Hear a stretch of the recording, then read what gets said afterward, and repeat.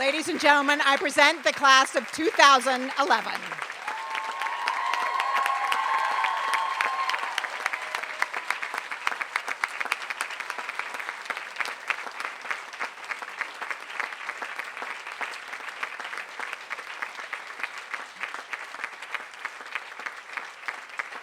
Good morning, everyone.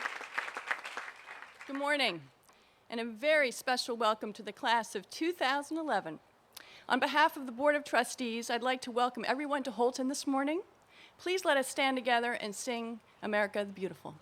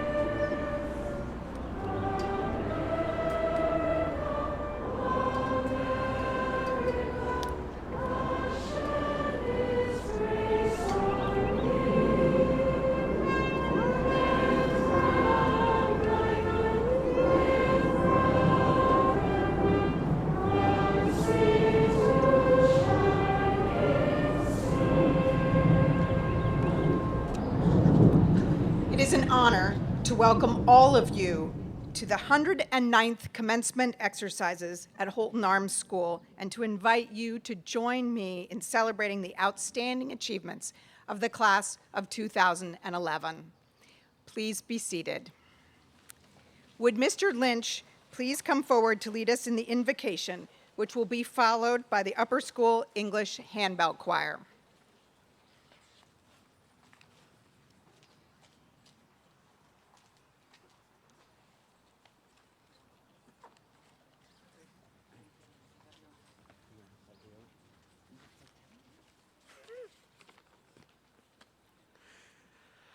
Let us be grateful for this day and for the girls whose journey's end and beginning we celebrate by gathering here. May their integrity guide them through their decisions. May their sense of adventure and curiosity lead them to take healthy risks. May their confidence allow them to learn from their mistakes. And may their appreciation of life's simple gifts see them through both good and difficult times. We have seen them challenge themselves each day. Now it is what we expect of them. May their skills, strength, maturity, and compassion help them to achieve those things that they set out to do in life. Though there will be times when they may feel down or on their own, help them know that they are not alone and that family and friends will always be there to love and support them. Just as we have come together today to share our pride in them and our love for them and to wish them well.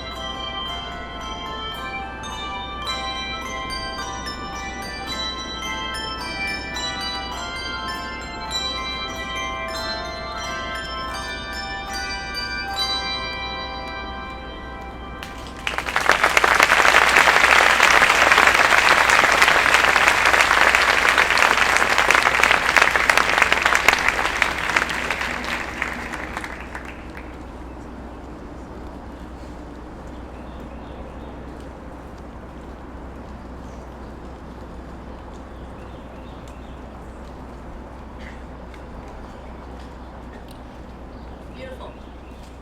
Graduates, parents, family, faculty, trustees, alumni, and friends, good morning. Imagine growing up as a young African American in the Old South, where life was harsh and restrictive, heading west to become the first female cable car operator as a young teen in San Francisco, pregnant senior year of high school and giving birth just weeks after graduation, supporting a son as a single mother, living and working abroad, and mastering half a dozen languages, including Arabic and a West African dialect, editing a newspaper in Cairo, writing for another in Ghana, performing with the renowned choreographer and dancer Alvin Ailey, helping to coordinate the civil rights movement with Dr. Martin Luther King, Jr., authoring dozens of books, writing and reciting one of the proudest and most poignant poems broadcast worldwide for the inauguration of an American president. A passion for the truth, an appreciation for the simple, undaunted by the complex. Bold and living large, Maya Angelou has taken risk after risk.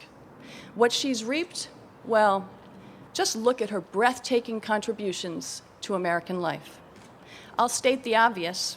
She exemplifies, I'll find a way or make one. So what better way to inspire our Holton women of 2011 who are just taking flight? This beautiful amphitheater is just packed this morning, and we warmly, very, very warmly, welcome Maya Angelou.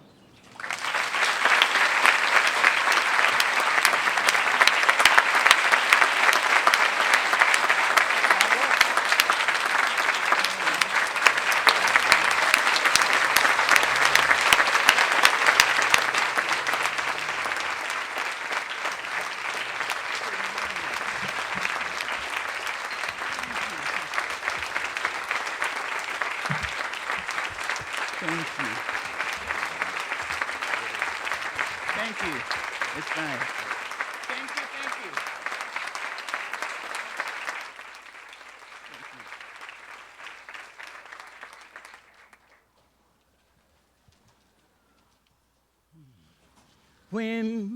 When it looked like the sun wasn't gonna shine anymore, God put a rainbow in the clouds.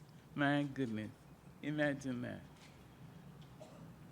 That, as you know, that phrase from a 19th century spiritual was inspired by a statement in Genesis, in the Judeo-Christian Bible. We are told that rain had persisted so unrelentingly that people thought it would never cease. And in an attempt to put the people at ease, in Genesis, it says God put a rainbow in the sky. But in the 19th century, some African-American poet, probably a woman, I'm not sure about that, said, no, God didn't just put the rainbow in the sky. God put the rainbow in the clouds themselves. We know that suns and moons and stars and all sorts of illuminations are always in the firmament. But clouds can so lower and lower that the viewer cannot see the light. But if the light is in the clouds themselves, there's a possibility of seeing hope. You see?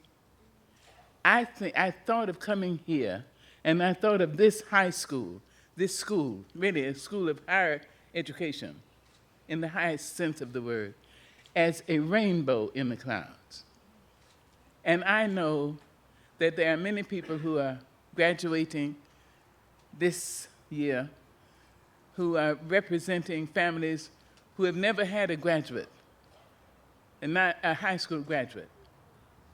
And so the school has been, the institution has been and is and shall be, for those who are yet to come, a rainbow in the clouds, a chance, a possibility of seeing light.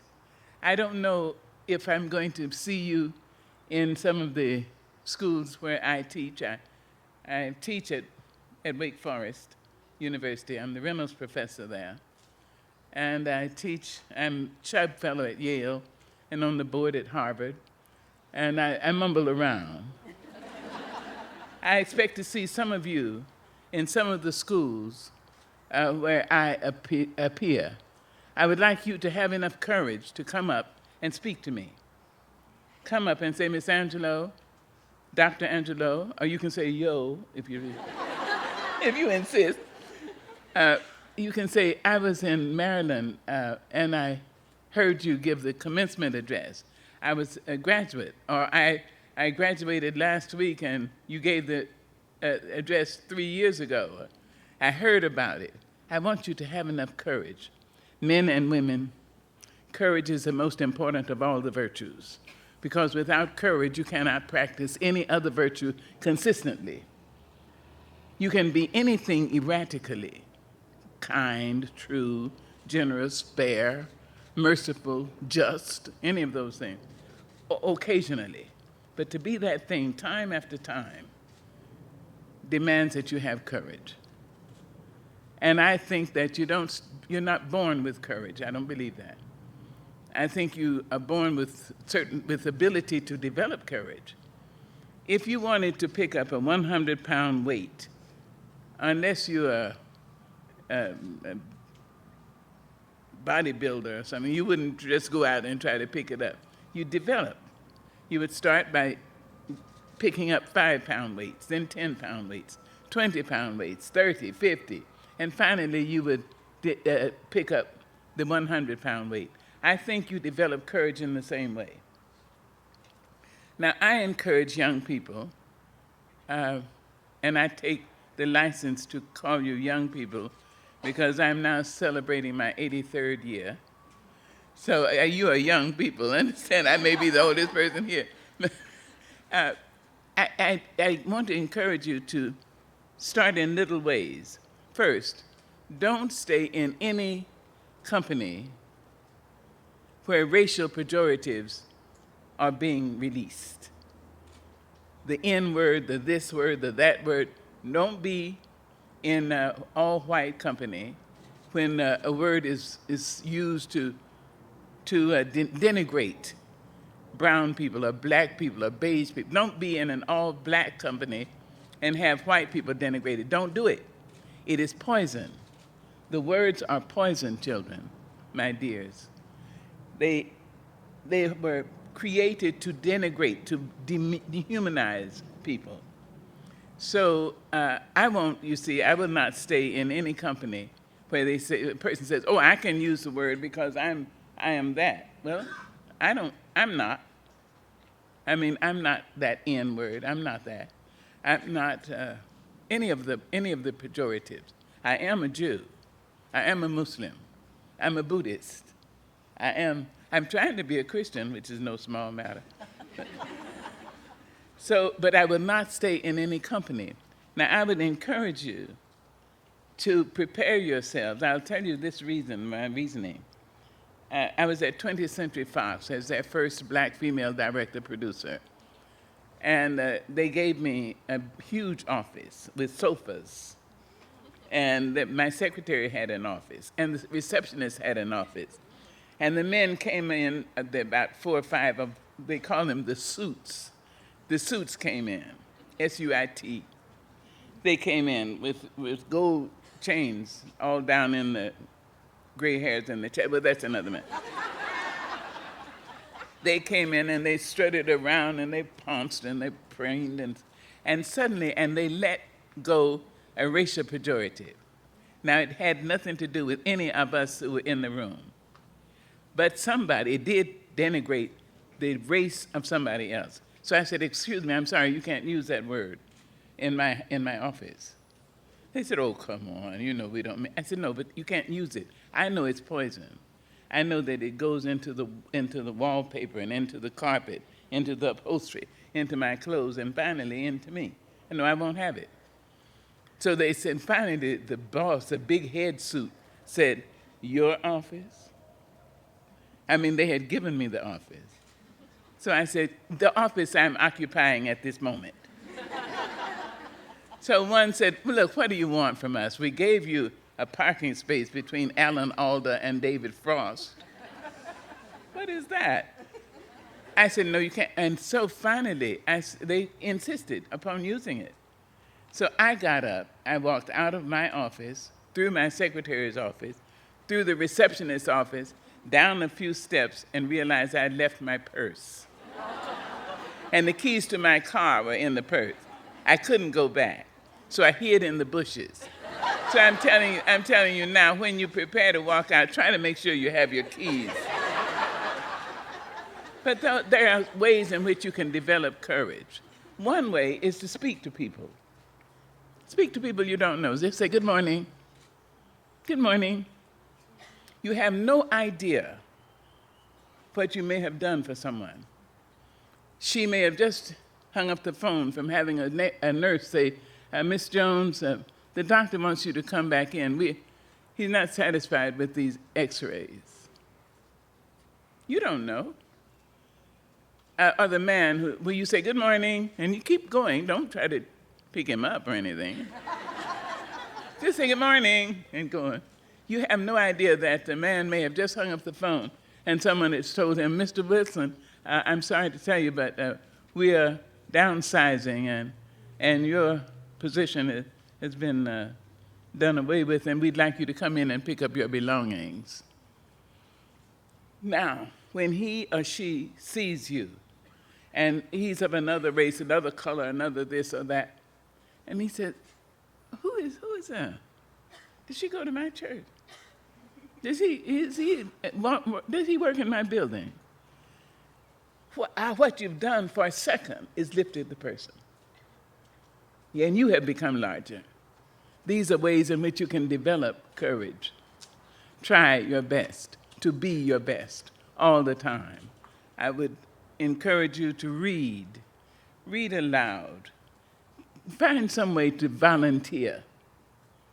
Volunteer at a small school. Just say to you, I know you're brilliant, or you wouldn't be here. And you're graduating, and so I know you're brilliant. And that's wonderful. So I would like to encourage you to go to a kindergarten or to an elementary school and say, I'd like to maybe once a month come for an hour and read poetry to the children. Now, first, the teacher will respond the same way a librarian will respond.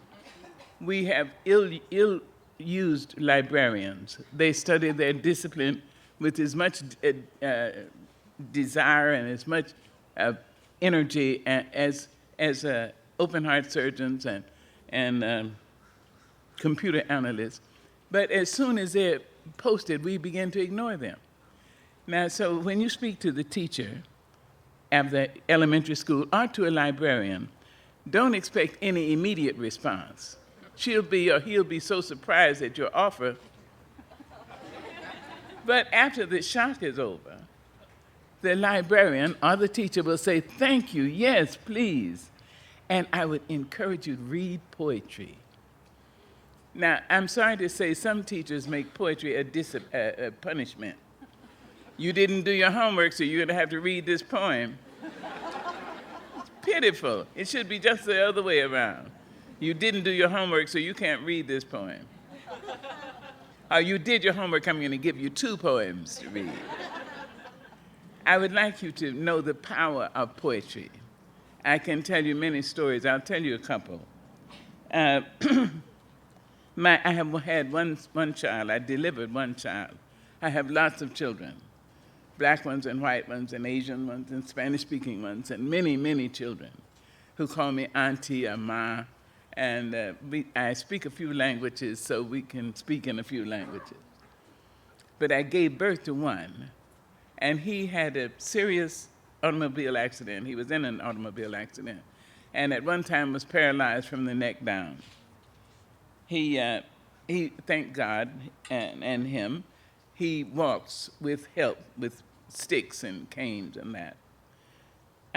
But he's had a number of operations on his spine.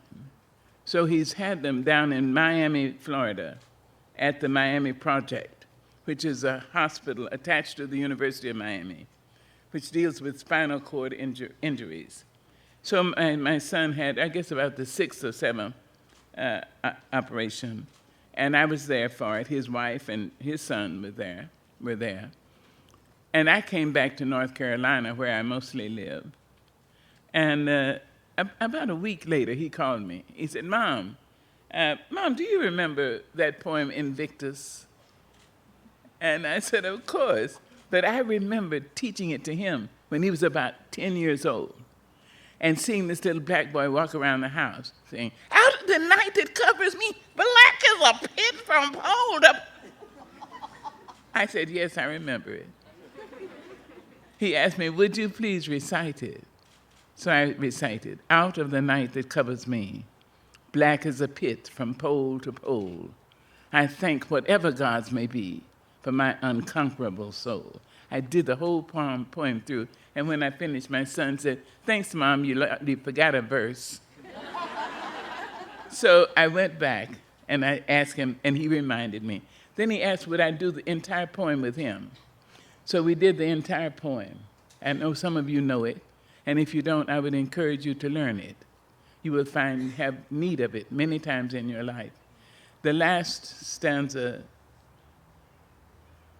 is, it matters not how straight the gate, how charged with punishment the scroll. I am the master of my fate. I am the captain of my soul. When I finished with him, he said, thanks, Mom, they just finished taking over 100 stitches out of my back. Love you, bye. You will find at some point that you will need Paul Laurence Dunbar. You will need Langston Hughes. You will find at some point you need Edna St. Vincent Millay. You will need the poets from the 19th and 18th centuries, and you should have them not just on your computer and iPads. You thought I didn't know that. A friend of mine just gave me an iPad. She came to spend the night, and she was making all these, having it and smiling and laughing. And I said, it's quite something if it makes you laugh. Oh, she said, this is... And about a few weeks later, a big package came for me, and my assistant, who is also a daughter to me, said, I bet it's your secret admirer. And it was an iPad from Oprah. So I've sent the first email I sent out, said, my children are trying to pull me into the 20th century, despite my luggish and lazy heels. But in any case, what you need is to memorize. Memorize the poems. Just have 4 or 5. You will need them, my dears. And if I see you, if I'm still around and I'm speaking to people, and you see me in 5 years, I would like you to come up and say, Miss Angelo, I did exactly what you said. I memorized some Edna St. Vincent Millay. Listen to this poem. Here's Millay. Now picture this woman. Okay, so she wasn't black, she's white, right? And small, and thin, and wan. Beautiful word, W-A-N, wan. We don't use it much anymore. In fact, in Arkansas, they call it puny. And this woman, about to become the recluse she did become, was one of the most popular poets in the early 20th century. She wrote, I shall die, but that is all I will do for death. I hear his horses on the stalls. He has business this morning, business in the Balkans, business in Cuba, but he must mount by himself. I will not give him a leg up. I'm not in his employ. I shall die, but that is all I will do for death.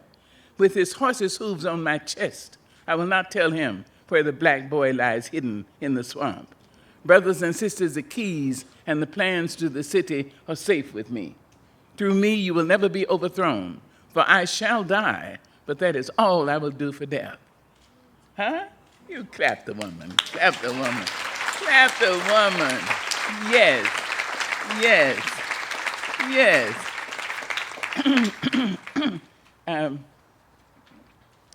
All those years ago, I was living with my mother. I had been sent away when I was 3, my brother and I, sent away from my mother and father. They separated and divorced in California. So we were sent to my father's mother in a little village in Arkansas, about the size of this enclosure. And we stayed with grandmother and my Uncle Willie for about four years. And then we were picked up and brought to St. Louis, where my mother had returned to be with her family. We were there, and it was hard to understand those people. I mean, they spoke like this, and they put aura in words where they didn't belong, like lunch. We'll go in and have lunch. And I mean, they were so sedity. I could hardly understand them. But we tried. Bailey and I tried to become city kids.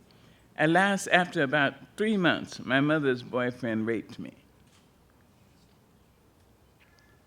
I told the name of the rapist to my brother, who was everything to me. My black kingdom come, he was everything. Bailey told me, I told him, he said I had to tell it. I said, no, if I tell him, he will kill you, he told me. So my brother was 9 years old. He said, I won't let him. So I said, okay. So I told him. The man was put in jail for 1 day and released. And about 3 days later, the police came, big policemen, big white policemen, in blue serge uniforms with big buttons, brass buttons. They looked like giants to me. I was 7. And they said, the man has been found dead, and it seemed he was kicked to death. The statement so traumatized me that I stopped speaking, stopped, and didn't speak again to anyone but my brother for 6 years. My mother and her family did their best to woo me away from my mutism, but I wouldn't go. They didn't know that my voice could kill people. I thought if I spoke, my voice might just go out the window, go out the door, and kill people, anybody. So it was wiser for me and kinder for me not to speak. So I didn't. After a few months, I think my mother's people, her family, and she wearied of this presence of this sullen, silent child. So they sent me back to my grandmother in Arkansas, back to Mama. And Mama was tall. When she died, she was over 6 foot, tall. And she'd braid my hair the way old black ladies still braid girls' hair. You sit on the floor, on a pillow, and the mama takes a brush and starts to brush all this hair. And my hair was very curly. I don't say nappy, because that's a negative. You see?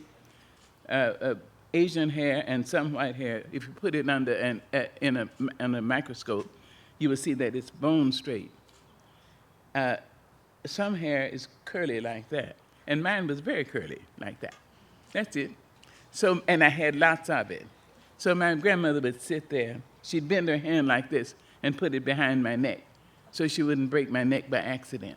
And she'd start brushing all this hair. She said, sister, Mama don't care what these people say about you must be an idiot, you must be a moron because you can't talk. Sister, Mama see you read that poetry and read those books. You keep on doing that. Don't worry about it. You're going to be a teacher, sister. You're going to teach all over this world. Look at it. Look at it. Look at it. My goodness. I was just telling one of my hosts that I was recently a translator in Serbo-Croat in Yugoslavia. Look at it. This woman, this black woman who had gone to the 3rd grade in school, owned the only black-owned store in the town, said that I would be a teacher, only to find that she was right. I always thought, for many years, thought I was a writer who could teach. I found out I'm a teacher who can write. I have 31 books out, but I teach all the time. That's what I am. I'm a teacher. When I'm asked, what do you do? I teach. So in those years, I read. A black lady took me to the school, black school, and she said she wanted me to read every book in that library. And the library was probably half the size of the library in my private library, but it seemed to me that all the books in the world were there.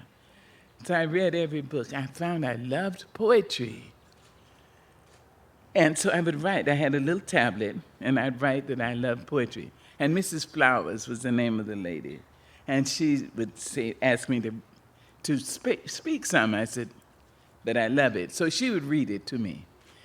She had that Southern way, that especially Southern women, black and white, they have a way of singing almost. You know what I mean when they almost sing, and they have, as if they have plums in their voices. Hello, darling. So I was speaking falsetto or something. So Mrs. Flowers would read to me, and she read Shakespeare sonnets to me. And I thought Shakespeare was probably a black girl who had been molested in the South barefoot and who people scorned.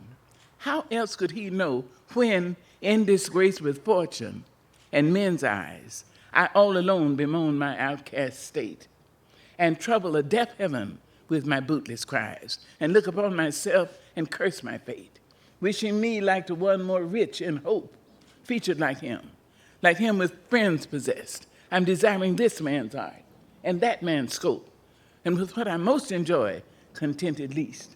When in these thoughts myself almost despising, haply I think on thee, and then my state is like to the lark, at break of day arising from sullen earth, I sing hymns at heaven's gate. For thy sweet love remembered such wealth brings, that I would scorn to change my state with kings. Now that's a sonnet, Shakespearean sonnet. Well, you can cut them in. And you can understand why I thought at 10 years old that he had to be a black girl. How would he know how to feel to despise oneself in secret?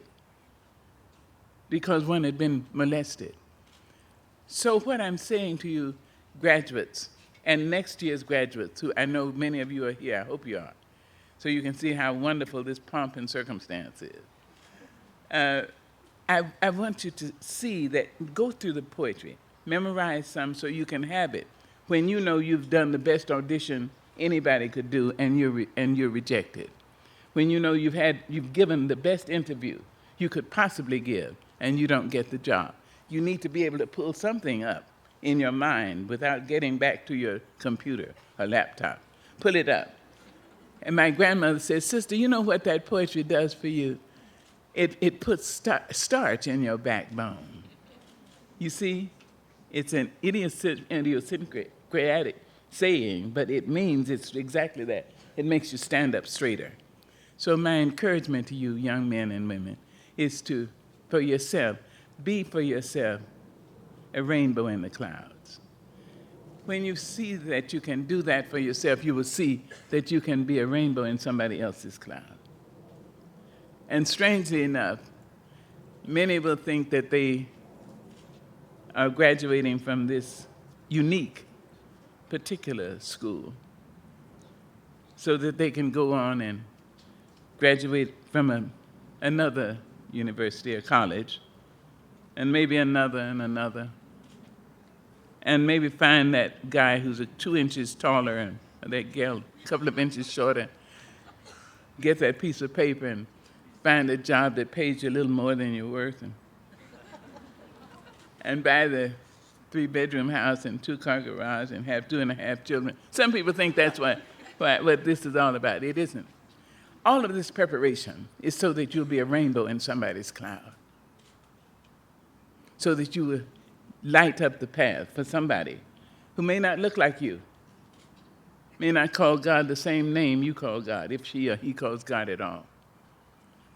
You are being educated is a wonderful condition. It's interesting that there's a past tense to it, educated.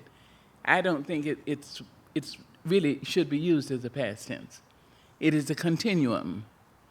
You will continue to be educated all your life, I hope, for you. It keeps you young. You see me? Well, okay, so I don't walk as well, you know what I mean, okay. But my brain is at least young. And sometimes I feel like a teeny bopper, like I'm about 70 or 65. So I would encourage you to see yourselves, each of you, see yourselves as a potential rainbow in someone's cloud. I'm going to read a poem. Where's the poem? Oh. Yeah? Thank you, thank you. I wanted to read this to you, and I'm going to give it to Miss Lowell, or Mr. Wilson, or Miss Delamare, and ask to put it on your website. I'd like you to have a copy of this. It's called A Brave and Startling Truth. After I had written the inaugural poem for President Clinton, United Nations asked if I would write a poem for United Nations, in effect for the world, to celebrate the 50th anniversary of the founding of United Nations. Now look at this. I said yes, thank you, absolutely. I always say yes, and I want you to say yes to the good thing right away. And then you prepare yourself. You'll find help all along the way. In my case, I say yes, thank you. And then I go to the rabbi and to the priest and to the imam. And then I go to little children and I go to old people and I go to the library. Good. And I prepare myself. But when I was first called by United Nations, I remembered when United Nations was founded in San Francisco. I was 16 years old, about to graduate from high school. I was 6 foot tall. I was black, even then. And I was pregnant and unmarried. I read in the newspapers that simultaneous translators were being paid an enormous amount of money, $150 a week, to work at United Nations. I knew I had a penchant for languages. I knew it, and it probably came from being a mute for so long. I really learned to listen. I listened. So I thought if I wasn't 6 foot tall, black, pregnant, unmarried, and uneducated, I could go in that building. I would go down and watch Mrs. Eleanor Roosevelt with her friend, the black educator, Dr. Mary McLeod Bethune, go into the building. I saw all these women go in, and I just wept. Imagine 50 years later, United Nations asked me to write a poem and come in the building and deliver it. It was only because I have had so many rainbows in my clouds.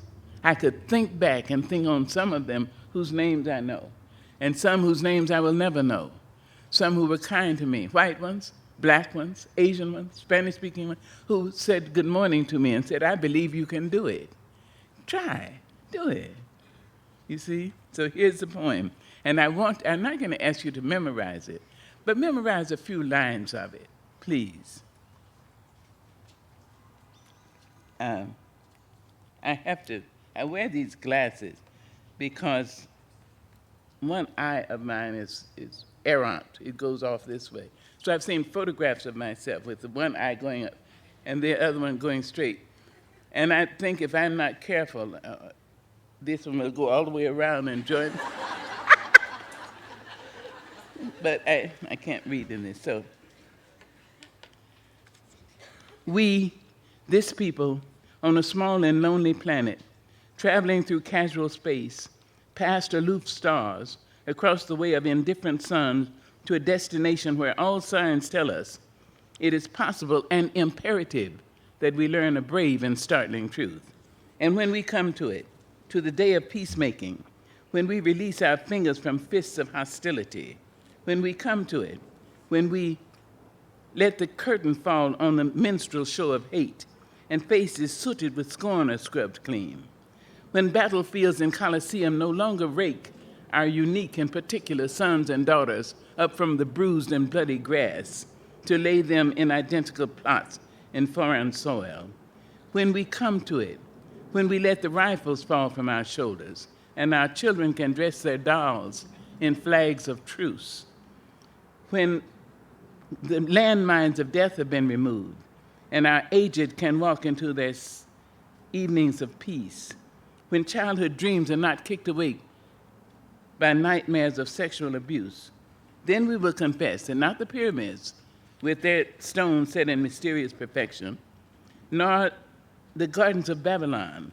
hanging as eternal beauty in our collective memory, not the Grand Canyon kindled into delicious color by western sunsets, nor the Danube flowing its blue soul into Europe, not the sacred peak of Mount Fuji stretching to the rising sun, neither Father Amazon nor Mother Mississippi, who without favor nurture all creatures in their depths and on their shores. Those are not the only wonders of the world. We, this people, on this minuscule globe, who reach daily for the bomb, the blade, the dagger, yet who petition in the dark but no tokens of peace. We, this people on this mote of matter, in whose mouths can come such cankerous words that they challenge our existence, and in whose hands can come such cruel weapons that in a twinkling life is sapped from the living. Yet those same hands can touch with such healing, irresistible tenderness that the haughty neck is happy to bow and the proud back is glad to bend. When we come to it, we see that we learn that we are neither devils nor divines. When we come to it, we created on this earth, of this earth, have the power to furnish for this earth, to fashion for this earth, a climate where every man and every woman can live freely without sanctimonious piety and without crippling fear. When we come to it, we must confess that we are the true, we are the real, we are the pronounceable wonders of this world. That is when, and only when, it looked like the sun wasn't shining anymore, when we can say, I am willing to be a rainbow in somebody's cloud. Congratulations.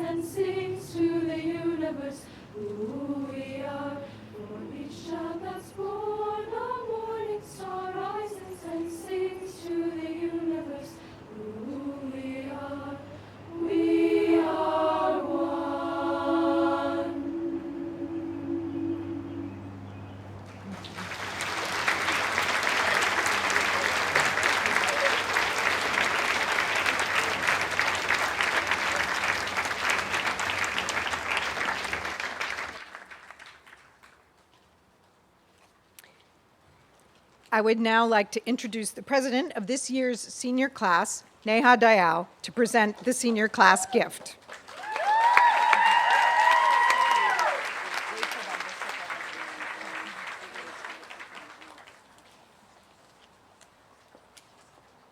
Fierce, intelligent, independent, yet beautifully graceful and loyal, our mascot, the Panther, represents all that is finest in strong Holton women. This awe-inspiring community of wise teachers and peers has nurtured and prepared these sometimes rowdy but adorable cubs for the wild jungle that lies ahead. Look at them, they're adorable. As a thank you for everything that it has given to us, from friends that will be impossible to forget, to knowledge that will shape our futures, the class of 2011 would like to present the Holton Arms School with a bronze panther statue to be placed in the front circle of the upper school entrance. As a representation of the booming spirit present amongst the members of this class, the panther will protect the school, serve as a token of our gratitude, and add a touch of our distinctive 2011 style to the front of the circle. We hope this roaring panther will let our enthusiasm, our strength, and our originality live on for years to come. So for one last time, prom on 7. 1, 2, 3, 4, 5, 6, 7. Prom! Thank you.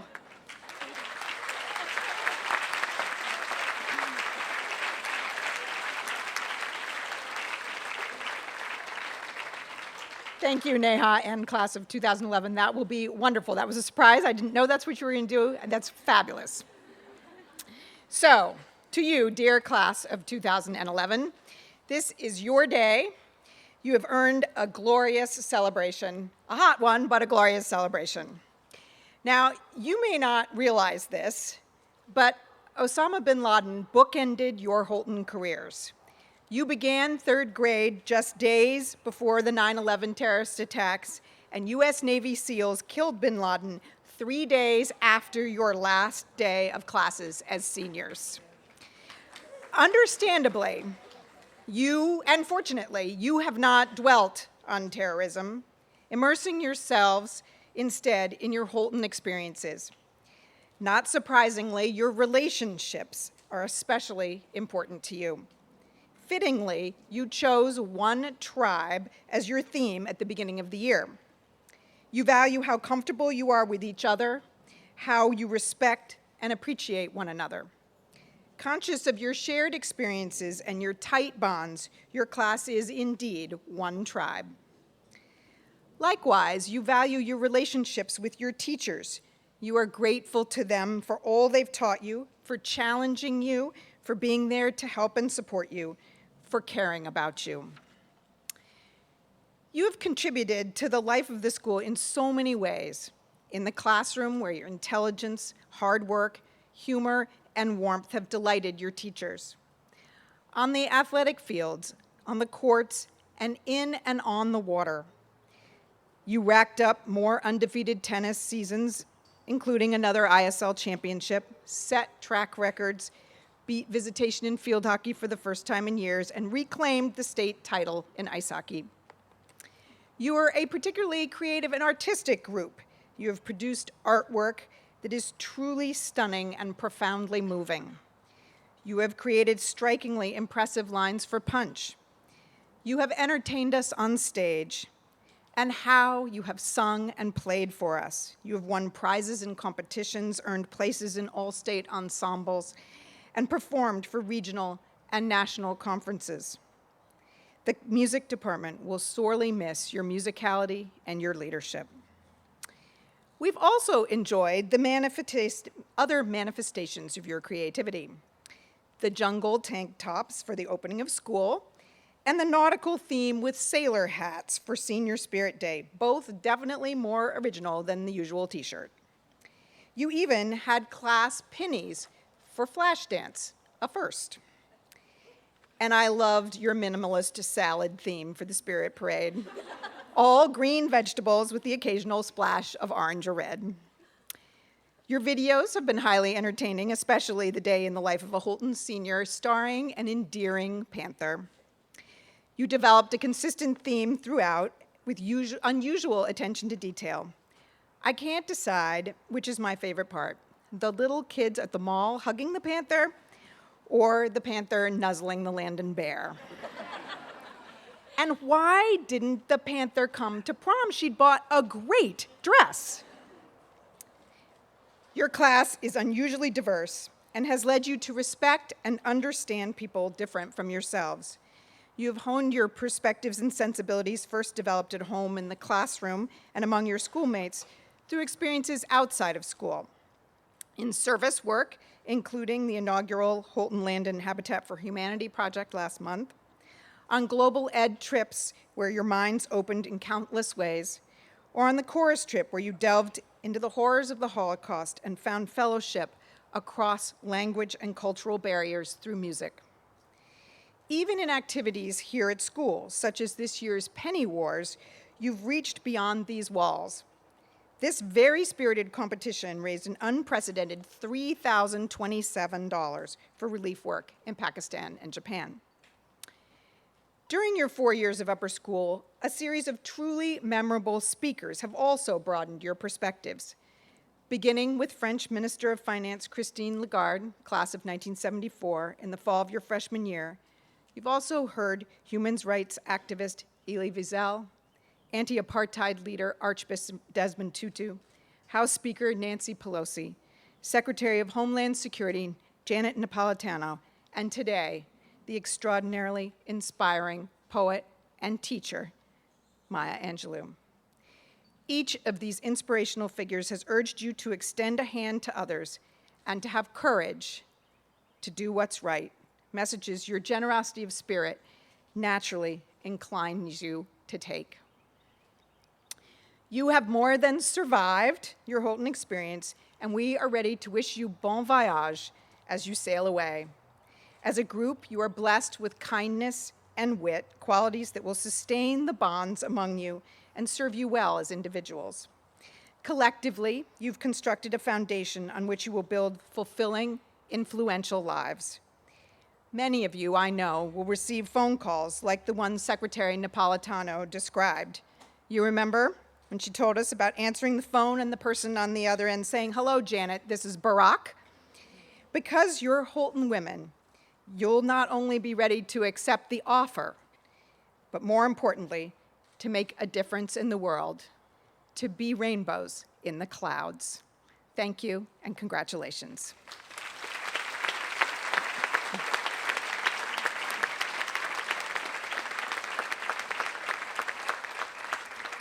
I will now invite Lisa Pence, Director of the Upper School, to join me for the awarding of the diplomas.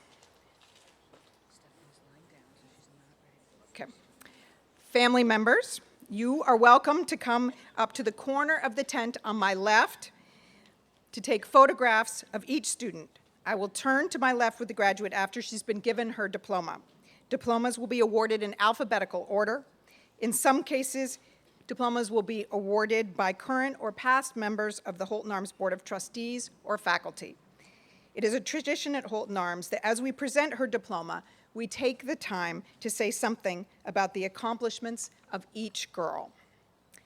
You will also notice that after the graduates receive their diplomas, they participate in another Holton tradition, which is to walk to the back to the lectern where Ms. Betts is standing and sign the Book of Graduates.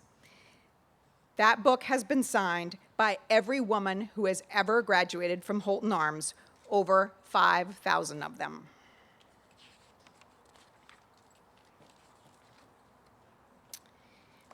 Marianne Dooney Akinboyea is the daughter of Charles and the late Anne Akinboyea. A booster and school store volunteer, Marianne dedicated many hours in service to Holton over the course of her upper school years. During her 9th and 10th grade years, if there was a purchase to be made at the bookstore, it was likely Marianne who carried out the sale. A 3-year ceramics major, her experience under Mrs. Giratardis' instruction culminated with a stunning final project about her family. Before school and after school and during her free periods, Marianne could most often be found in Mr. Lee's classroom with her fellow robotics club members getting down to work or sharing lighter moments of laughter. Following her junior year, Marianne tutored and mentored elementary level girls at the Program for Academic Leadership in Washington, D.C. Marianne will attend Syracuse University.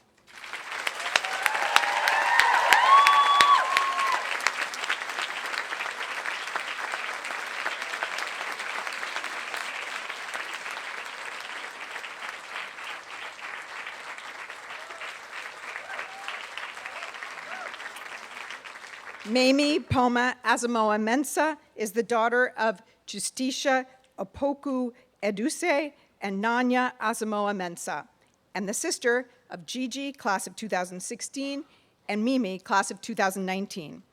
From the moment she joined the Holton community in 9th grade, Bibi's commitment to her academic work and to the school at large has been clear. She finishes her Holton career having served as an officer and president of SAD, a 2-year president of Boosters, a peer counselor, and as honor council president in her senior year. Throughout high school, Bibi has also volunteered regularly at Reston Hospital, where she enjoyed her interactions not only with patients, but also with some of the doctors and nurses. Last summer, as a member of Holton's largest independent science research class to date, Bibi worked as an intern at the Uniformed Services University of Health Science. Bibi graduates with high honors and will attend Cornell University.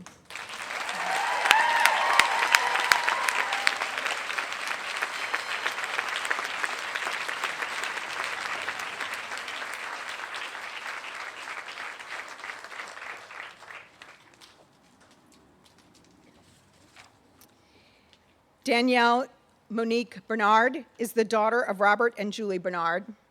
Throughout her high school years, Danielle has made her mark within the Holton community through her scholarship as well as her service to the school. She served countless hours as a volunteer in the school store and as a tour guide for prospective students and their families. Her work earned her induction into Boosters as a 10th grader and co-presidency of tour guides in her senior year. President of the Latin Club, Danielle played an instrumental role in establishing the middle school, upper school Latin assistance program.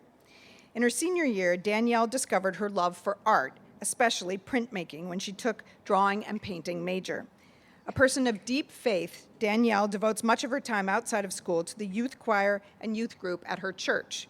For her senior project, she interned with her youth pastor to explore the ministry as a calling. Danielle graduates with honors and will attend Bryn Mawr College.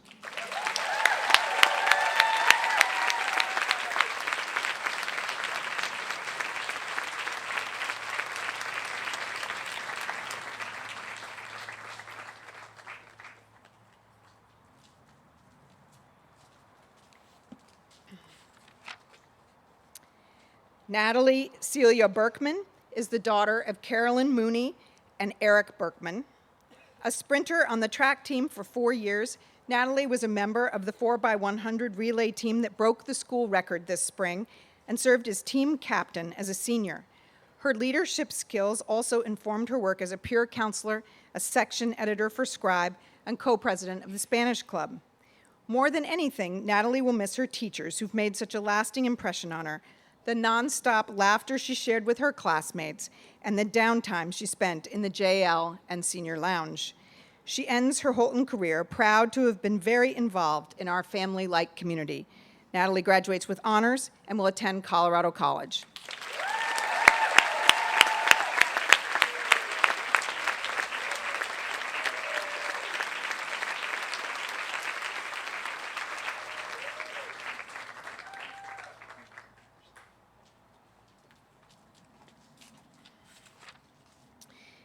Gabrielle Olivia Boyce is the daughter of Howard and Patricia Boyce.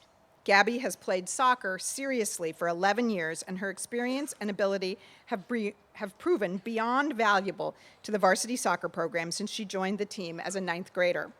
From her position at sweeper, Gabby not only anchored the defense, but also initiated many an attacking play against opponents in game after game. Because she is the sort of player that any coach would keep on the field at all costs, I believe it's safe to say that Gabby ended the season having played the most minutes of anyone on the team. To keep her hands busy and give her feet a rest, Gabby has studied piano for 11 years. Finally, Gabby's time spent in service to the school earned her booster status in 11th grade. Gabby will attend the University of Maryland at College Park.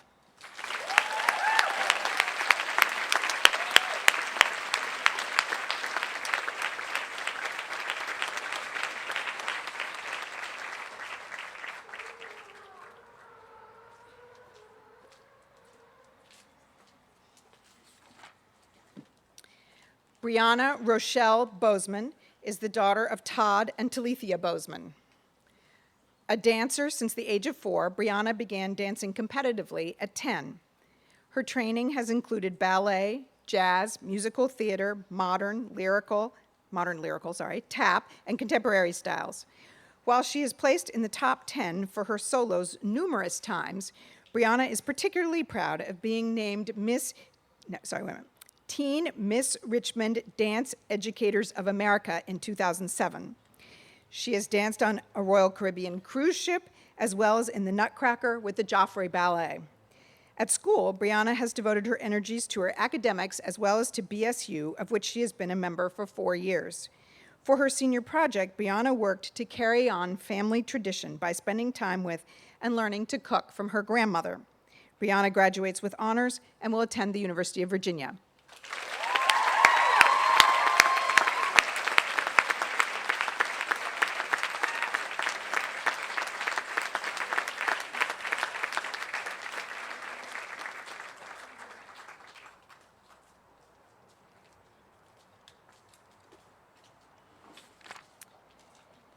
Tally Sloan Brenner is the daughter of Candace and the late William Gary Brenner. Tally puts her faith first and foremost in her life and works to strengthen that faith through her involvement with her youth group or in service projects that she has undertaken while on mission trips to Mexico, Mississippi, and Philadelphia. Last summer, Tally had a life-changing experience on the Global Ed trip to India, where she stepped out of her comfort zone, learned a lot about herself and others, and gained unforgettable exposures to Indian culture, history, and economic conditions. Tally, who strives to live with the mindset of a servant to others, chose to work in Jamaica on a community service trip for her senior project and hopes eventually to work in a developing country in the medical or public health field. Tally graduates with honors and will attend Tulane University.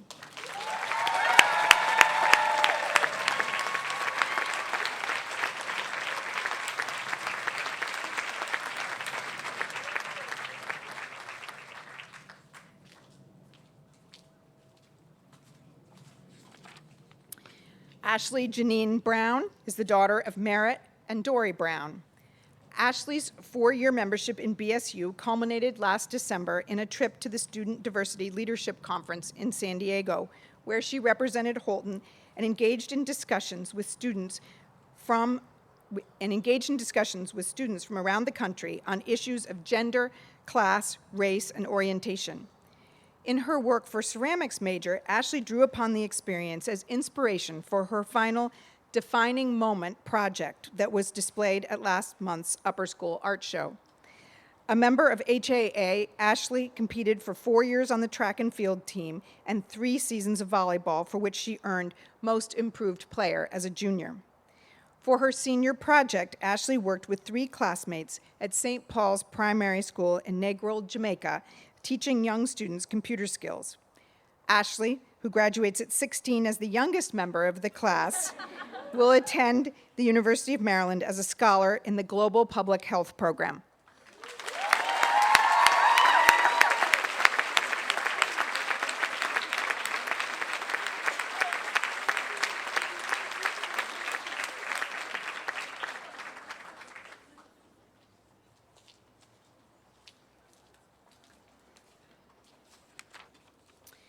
Would Susan Karras please join me at the podium?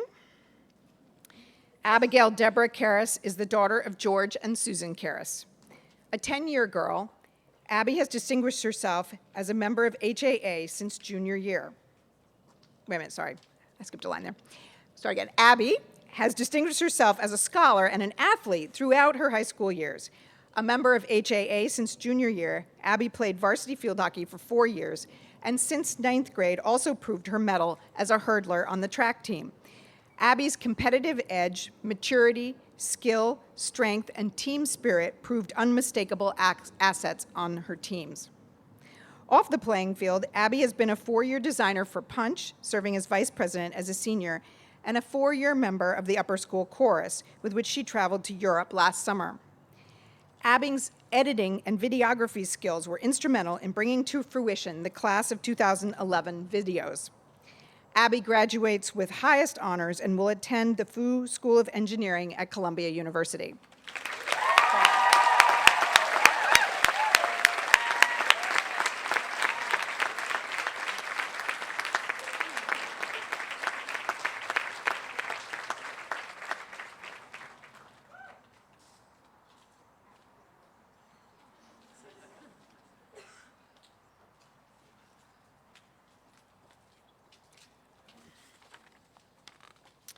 Julia Tamara Carroll is the daughter of Ms. Kathy John and Mr. Tamar Carroll.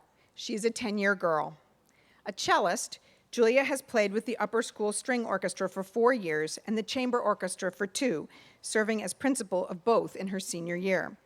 Multifaceted, Julia also put her hands to work as a 3-year ceramics major in addition to working steadily throughout upper school as a member of the tech crew for just about every Holton fall and winter production. By senior year, she had served as crew head and lighting head and proved increasingly indispensable to Mr. Townsend as her knowledge base and skill set expanded. A member of the swim team in grades 9 and 10, Julia returned to serve as team manager in her senior year. Outside of school, Julia worked for 3 years at Kingsbury Day School, where she helped students with various learning disabilities in math and science, and started a cooking club. Julia graduates with highest honors and will attend Williams College.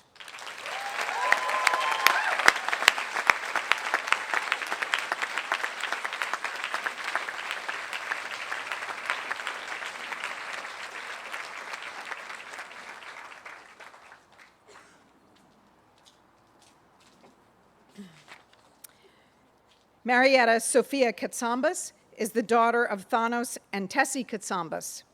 Musician, scholar, and athlete, Marietta's wide-ranging interests were both extracurricular and academic in nature. A clarinetist, Marietta played in the chamber orchestra for 3 years and the wind ensemble, for which she served as president, for 4 years. A fierce competitor and 4-year volleyball player, she worked her way up to the varsity level in 11th grade and played a critical and consistent starting role as a senior. While somewhat skeptical at first of the adventures that lay ahead when she and 3 classmates set out on their global ed trip to Costa Rica last summer, Marietta's willingness to take a personal risk served as a thread of inspiration throughout their 2-week journey. For many years, Marietta attended Greek school, where she helped out as a teacher's assistant in addition to achieving near fluency in modern Greek, which she holds dear as the strongest tie she has to her Greek heritage. Marietta graduates with highest honors and will attend the University of Pennsylvania.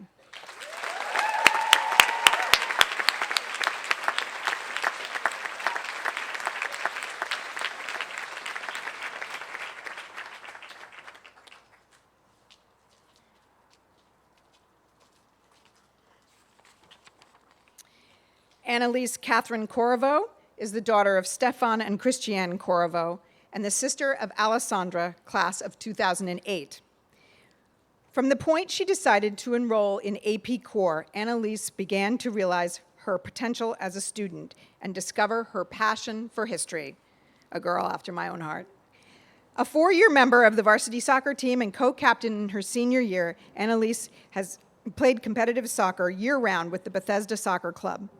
In summers, she's worked as a camp counselor at Landon Girls Day Camp and at Scamp Camp, a camp for underprivileged children from DC. Having discovered how much she enjoys working with children, Annalise worked at Primary Day for her senior project. Annalise graduates with honors and will attend Boston College.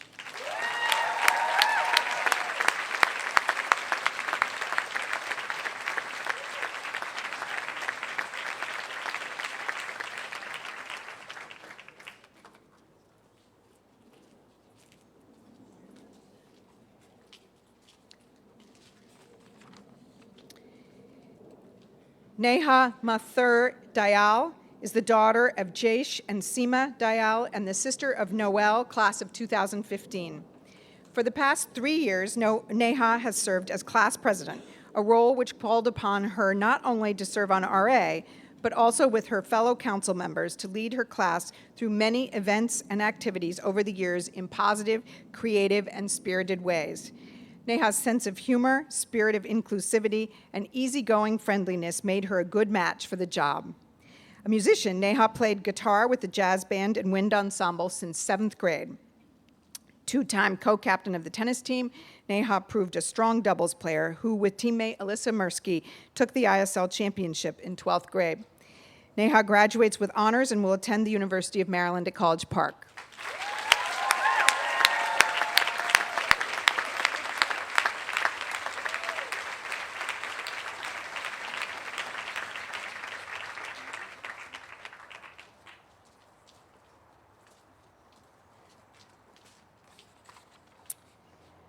Maya Helene Dennis is the daughter of Daryl and Tracy Dennis. A serious dancer who has studied outside of school for 12 years in ballet, modern dance, and jazz, Maya has proven herself not only an artist, but also a leader in the arts at Holton. Her unwavering commitment to orchesis manifested itself in her diligent participation as the most experienced member of the ensemble, her readiness to try her hand at choreography, and her confident leadership in the roles of vice president and president. Maya brought the same high standards and sense of enjoyment to her involvement in other areas of school life as well. She was the white team representative for her grade for 3 years and vice president of her class in her senior year.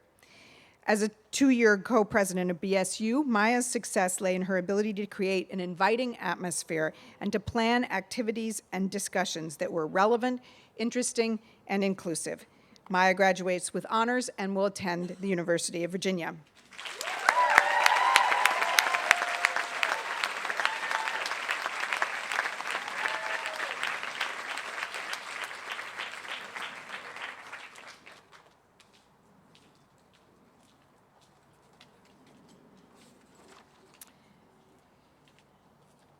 Lucy Marie Dix-Moreau is the daughter of Christine and Louis Dix-Moreau and the sister of Jessica, class of 2008.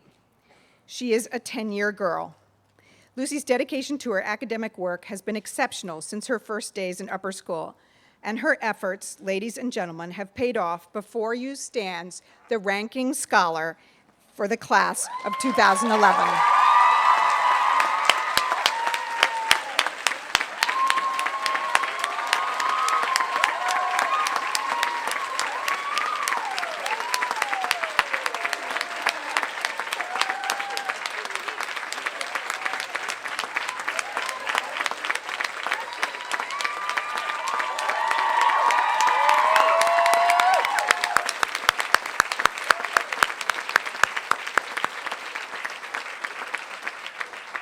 As the serious scholar she so clearly is, Lucy has also found time to pursue other interests.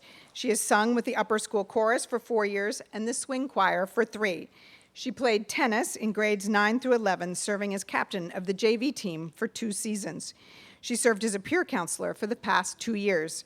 Particularly memorable has been Lucy's exquisite work as photography major and her readiness to cross disciplines and put her skill to work as photo editor of Scribe and Scribbler. Lucy graduates with highest honors and will attend Duke University.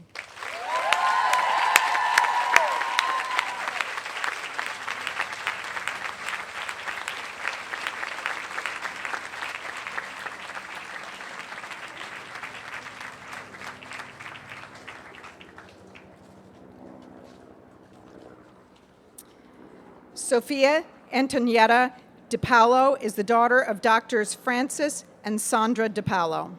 She is also the sister of Angelina, class of 2013, and the cousin of Carolina Chatilla, class of 2012. Sophia is a 6-year student of Chinese, cultivated her passion for the language not only by excelling at each level, but also by accompanying her teacher, Ning Zhang, on a life-changing trip to China last summer. An interest in politics led Sophia to serve several times as an intern in the office of Senator Kent Conrad from North Dakota, answering phones, recording comments and concerns of his constituents, and helping out in the office. Last summer, Sophia interned at the National Institutes of Health for her independent science research project. Finally, Sophia is an accomplished tennis player who plays singles on the varsity squad the better part of her high school career and who served as team co-captain in 11th and 12th grade. She graduates with highest honors and will attend Dartmouth College.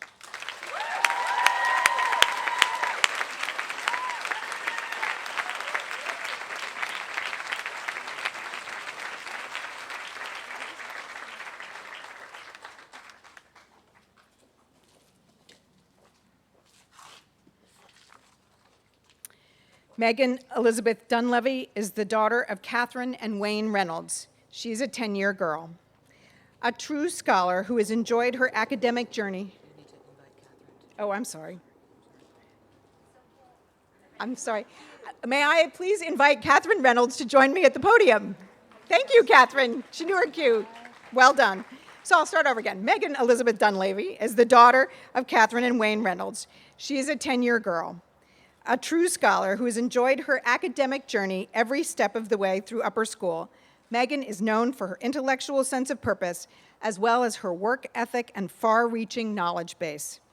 During the summers, Megan's curious mind and sense of civic duty led her to intern both on Capitol Hill with Nancy Pelosi and at the National Institutes of Health. Following her junior year, Megan studied literature and film studies at Oxford University's Advanced Studies program. Back at school, Megan played varsity tennis in 9th and 10th grade, wrote and edited for Scribbler in grades 10 through 12, and served as a peer counselor for the past 2 years. Megan graduates with highest honors and will attend Harvard University.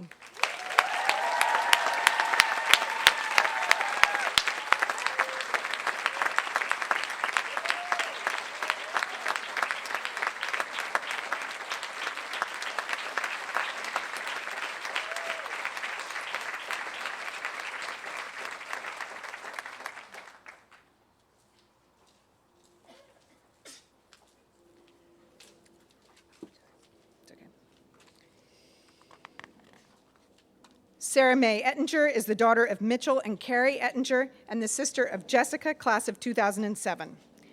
Athlete, equestrian, and violinist, Sarah's active participation in athletics and the arts included 3 years on the junior varsity lacrosse team, competing on the AA circuit in horseback riding, and playing with the Holton Orchestra for 4 years. What people will long remember, and have known for some time already, is that Sarah is a talented and accomplished designer and seamstress whose involvement in and leadership of Punch proved both effective and inspiring. Most impressive is that Sarah has matched her interest in Punch with a long-standing commitment to Suited for Change, the agency for women re-entering the workforce, which Punch donates all its proceeds to. Sarah, thank you for this example you have set for all of us. Sarah graduates with highest honors and will attend Washington University in St. Louis.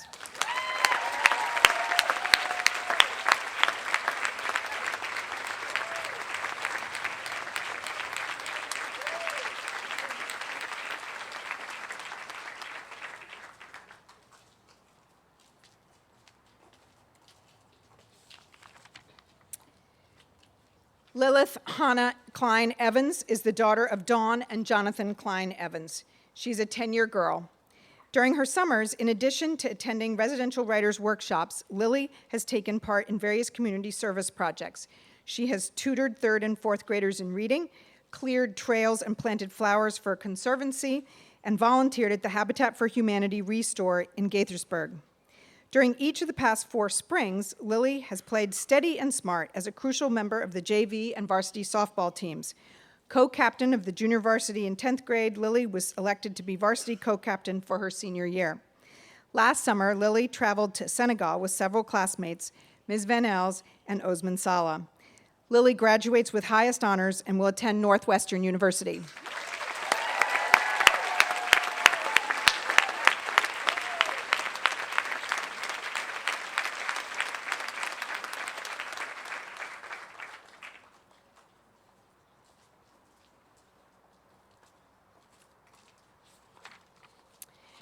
Anna Catherine Finneran is the daughter of John Finneran and Catherine Cotter. Anna, a member of the class of 2011 since grade 4, spent her 9th grade year attending school in Florida while her mother was on a research sabbatical. Upon rejoining her class in the 10th grade, Anna resumed playing viola with the orchestra and singing with the upper school chorus, both of which she continued through senior year. Anna is also a tennis player who co-captained the varsity team in the spring of her junior year. For the past 2 summers, Anna has worked on 2 archaeological digs, the first on a Roman fort on Hadrian's Wall in England, and the second on an Etruscan villa near Pisa. Anna graduates with high honors and will attend Durham University in England.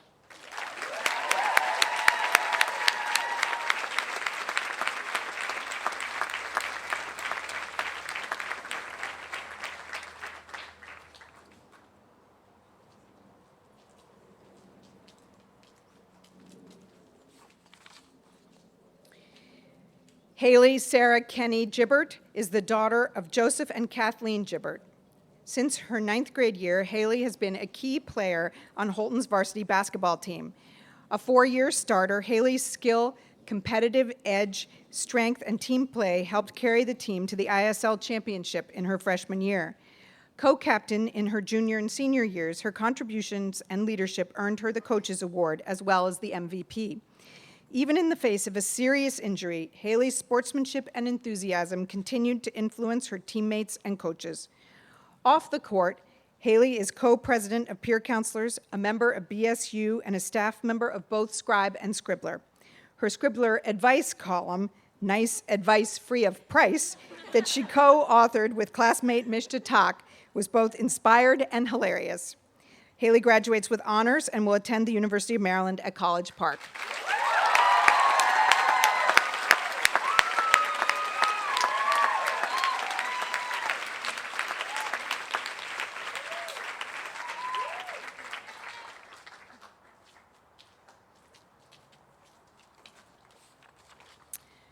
Lucy Emma Goldberg is the daughter of Becca and Eric Goldberg. She's a 10-year girl. Whether it shows in the way she smiles in the face of academic challenges or in how tirelessly she seems to approach each and every day and the undertakings that it brings, no one would ever question the sincerity of Lucy's love for school, for the challenges it presents, and for the relationships it fosters. Lucy's love for the outdoors and sense of adventure led her to study in Switzerland for the first half of 10th grade, after which she founded the Outing Club. As a 4-year veteran and co-captain of the crew team, Lucy has proven an effective leader in addition to a strong and steady oarswoman.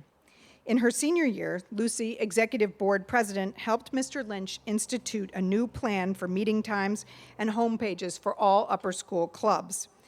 Lucy graduates with highest honors and will attend Cornell University with the Cornell Traditions Fellowship.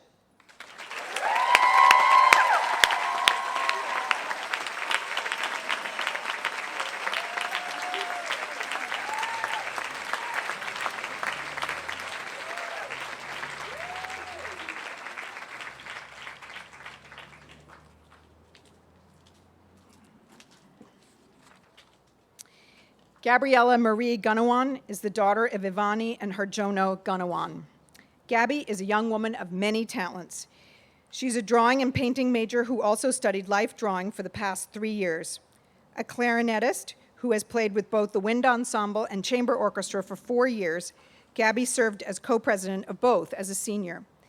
What might come as a surprise is that Gabby is also a competitive golfer who was the Elite Players Tour champion and Player of the Year in both 2009 and 2010. She has also played in Maryland State golf tournaments and the Mid-Atlantic PGA Junior Tour and volunteered with the First Tee program for children. Gabby will attend Methodist University in the PGA Golf Management program.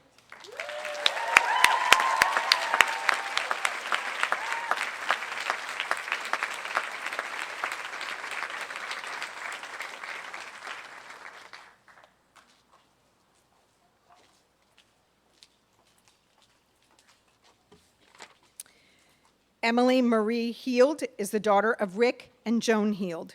She is a 10-year girl. Each year of upper school, Emily's maturity, kindness, and sense of responsibility earned her not only the respect of her peers, but also their repeated vote for her as one of their RA class representatives. It is fitting that her classmates' senior pages were in her trustworthy hands as she carried out the duties of senior pages editor of Scribe. A soccer player, Emily played at the varsity level for the past 2 years, proving herself not only skillful and strong, but also reliable and intelligent at midfield. On the Costa Rica Global Ed trip last summer, Emily enjoyed the community service aspect of the trip, as well as the natural beauty and the chance to meet some daunting physical challenges with her friends. Emily graduates with highest honors and will attend Vanderbilt University.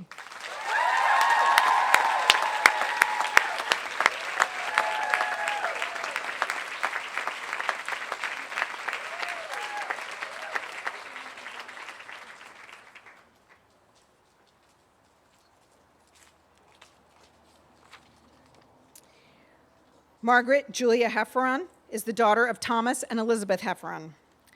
Meg made the most of her years at Holton. A 4-year student of ceramics, she studied as a major for 2 years. And a member of the upper school chorus since 9th grade, she earned a spot with chamber singers as a junior.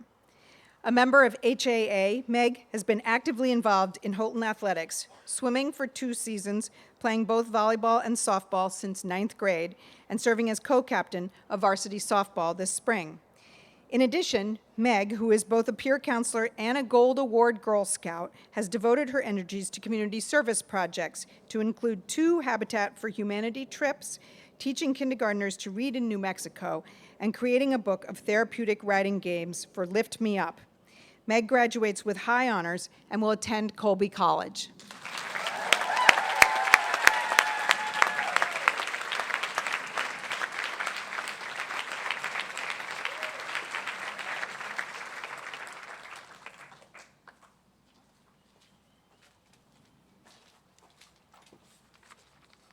Sarah Jane Huber is the daughter of Nancy and the late Paul Huber and sister of Anne, class of 2008.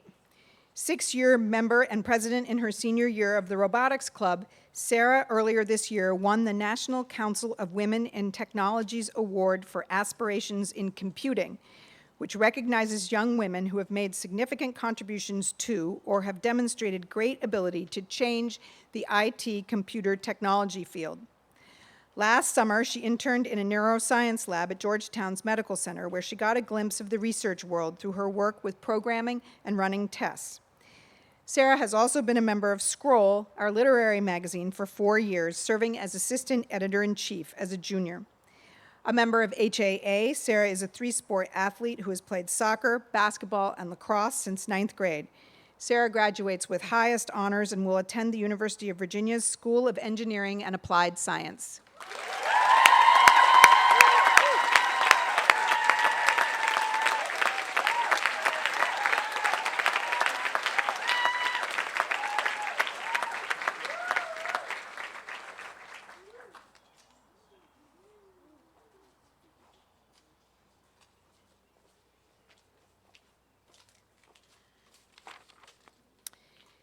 Millie Frances Huizinga is the daughter of Karen and Jim Huizinga and the sister of Sally, class of 2014.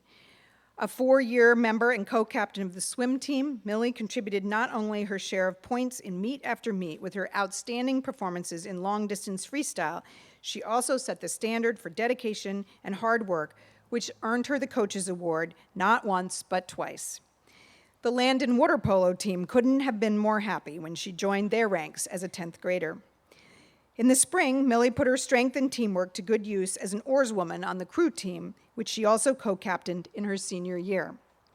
A booster and president of peer counselors, Millie's strong sense of service to the school carried over into her many hours of work as assistant editor-in-chief of Scribe. As she graduates, Millie is particularly grateful for the relationships she has forged with her teachers. Millie graduates with high honors and will attend Emory University.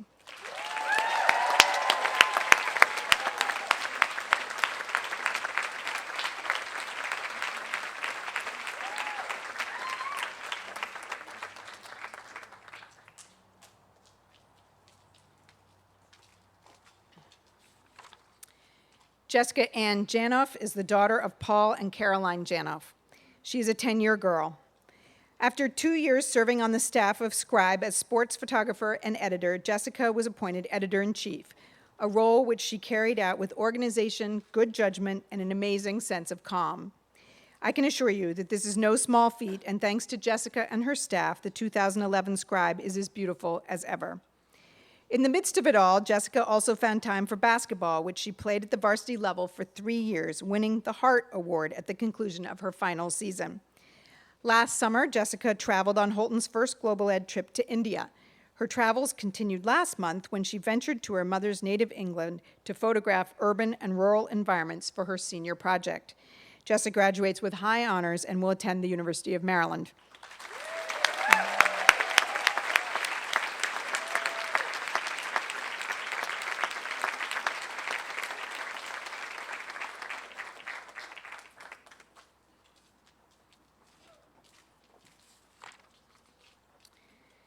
Chloe Wei Feng Zheng is the daughter of Marlissa Zheng and James Zheng.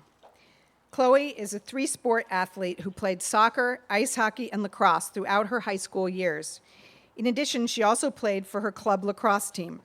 A violin and piano player, Chloe was a first violinist with the string and chamber orchestras from 9th through 12th grade. At the instrumental concert earlier this spring, Chloe was one of 4 violin soloists featured in a Vivaldi piece that garnered Best Overall Performance at the Music in the Parks competition. Although these activities would more than fill most plates, Chloe has also made time for the past 3 years to study drawing and painting as a major. She has particularly enjoyed printmaking and figure drawing. Chloe graduates with high honors and will attend Wesleyan University.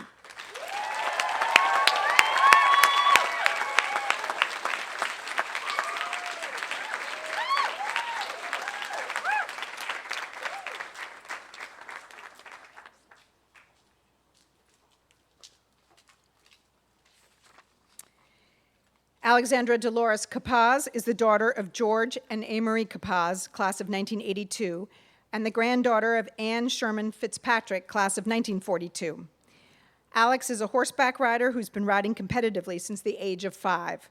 In recent years, she has dedicated herself to show jumping, and last year finished 18th in the country and 3rd in the region.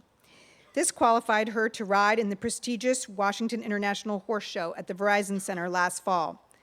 When not astride her steed, Alex, clearly not adverse to risk, takes advantage of every opportunity she can to snowboard. For her senior project, she worked to receive her pilot's license, which she hopes to use frequently for travel as well as for the thrill of it. Alex graduates with honors and will attend Johns Hopkins University.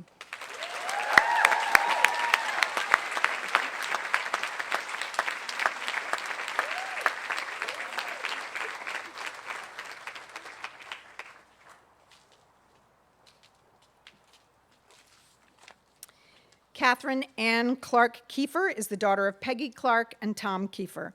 A 4-year member of Holton's swim team, Katie's enthusiasm for and commitment to carrying on the winning tradition earned her the role of co-captain in her senior year. For every summer, for as long as she can remember, Katie has also been a proud member and eventual coach of the Mohican swim team. Katie is a booster, having assisted yearly with the used book sale and provided ongoing support to Abigail Betts in the Advancement Center. In her senior year, Katie joined the Holton Landon Improv Troupe, which tapped into her lively sense of humor and fun. Katie will attend Tulane University.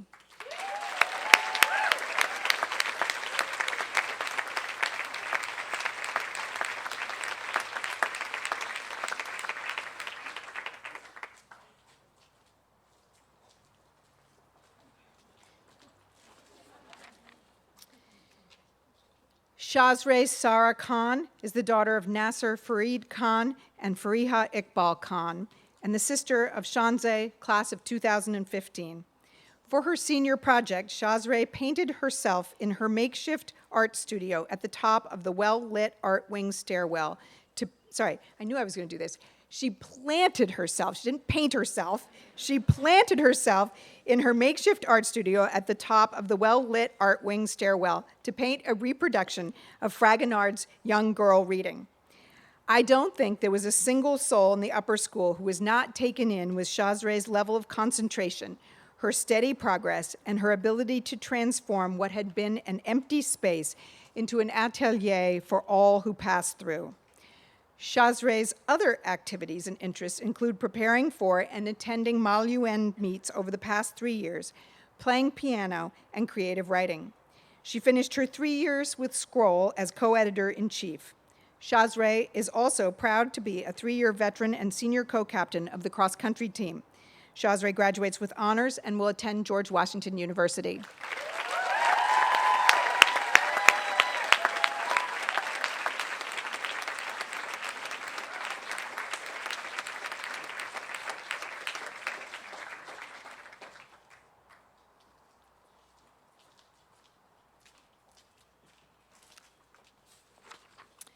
Nicole Jury Kim is the daughter of Cindy and Jung Kim and the sister of Christine, class of 2009. She is a 10-year girl. Nicole is blessed not only with a beautiful voice, but also with a creative drive that has given birth to original songs memorable for their lyrics as well as their melody.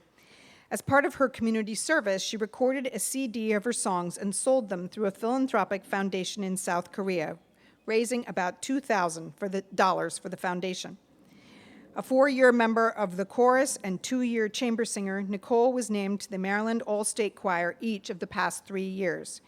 A violin, viola, piano, ukulele, and guitar player, Nicole is the first student to have served as co-president of both the string and chamber orchestras.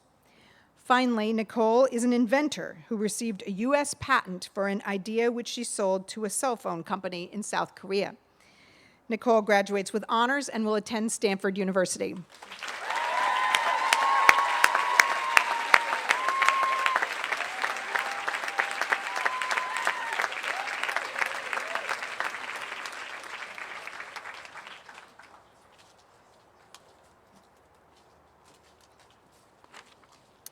Lauren Charlotte King is the daughter of Charles and Diane King. Her mother graduated from Holton in 1977, and her sister Maddie in 2009. Her aunt, Debbie Haas, graduated in 1982. She is a 10-year girl. A 3-year member of the yearbook staff, Lauren served as co-assistant editor-in-chief during her senior year after carrying out the duty of section editor in grades 10 and 11. Last fall, Lauren earned induction into boosters for her service as a tour guide and for her hours working as an assistant in the lower school library. For her senior project, Lauren chose to form a book club with a few of her friends. In addition to reading 4 great literary works, they created a book review website for Holton. Good idea, a girl after Ellen Case's heart. She aptly captured one of the most enduring aspects of a Holton education when she wrote that friendships she has made here have influenced her as much as any other experience. Lauren graduates with high honors and will attend Penn State University at University Park.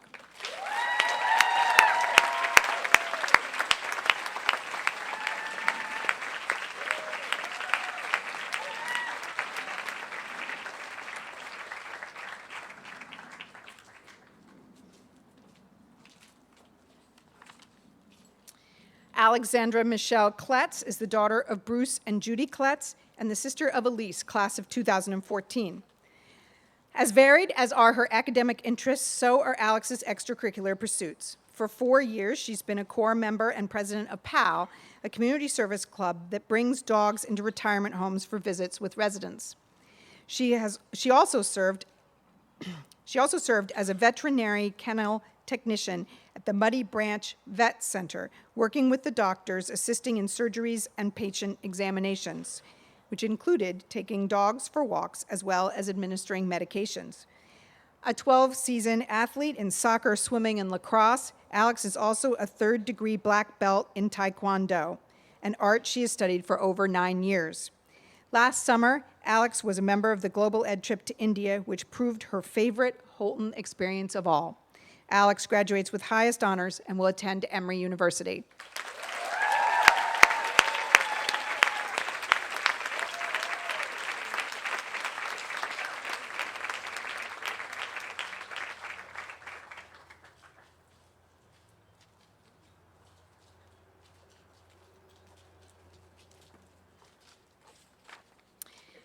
Catherine Ann Kleindienst is the daughter of Duncan and Mary Kleindienst and the sister of Caroline, class of 2015.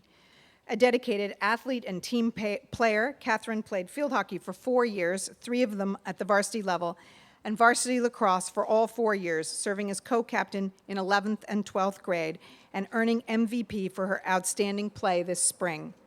She was also a 4-year member and 2-time co-president of Holton Helping Heroes. Outside of school, Catherine has been very involved at her church since 3rd grade as a lay leader and an acolyte.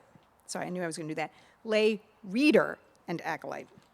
She has assisted with over 100 services and has sat on the youth leadership team for 6 years, most recently as co-president. For the past 4 years, at Easter and Thanksgiving, Catherine has served with her church at Martha's Table. Catherine will attend Washington and Lee University.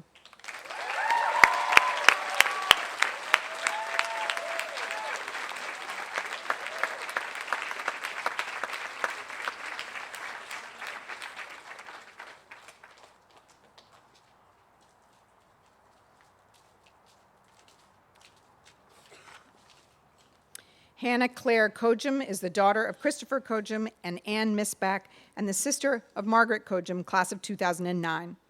A member of the upper school chorus for 4 years, it has been in the dramatic arts where Anna has made a lasting impression. In her many roles brought to life on the Lewis Theater or Landon stage, Hannah delighted audiences with her willingness to take comedic risks and her ability to use her entire body as a form of expression in and of itself. Hannah drew on these same talents in her 2 years as a member of the Holton Landon Improv Troupe. Over the course of her senior year, Hannah trained for and then ran a marathon on May 1st to celebrate her 18th birthday. Hannah finishes her Holton career with many fond memories of dancing at any and every Holton event. Hannah graduates with honors and will attend Tulane University.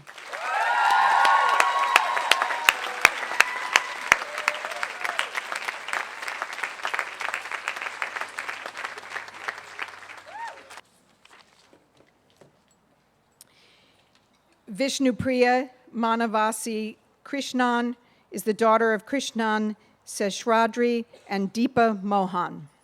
She is a 10-year girl. A violinist who has played with numerous orchestras, including the NSO as part of the Young Artist Series, Priya led a distinguished career here at Holton, where she served as concert mistress of the chamber orchestra and co-president of the upper school orchestra. Priya has also been intensely involved as a staff member and in various editorial roles of both Scribbler and Scroll, the latter of which she served as co-editor-in-chief as a senior. Priya has also served on the Model UN Executive Board for 2 years. Last summer, Priya assisted with neurological research in lesion development in multiple sclerosis at NIH. Priya graduates with highest honors and will attend the University of Maryland.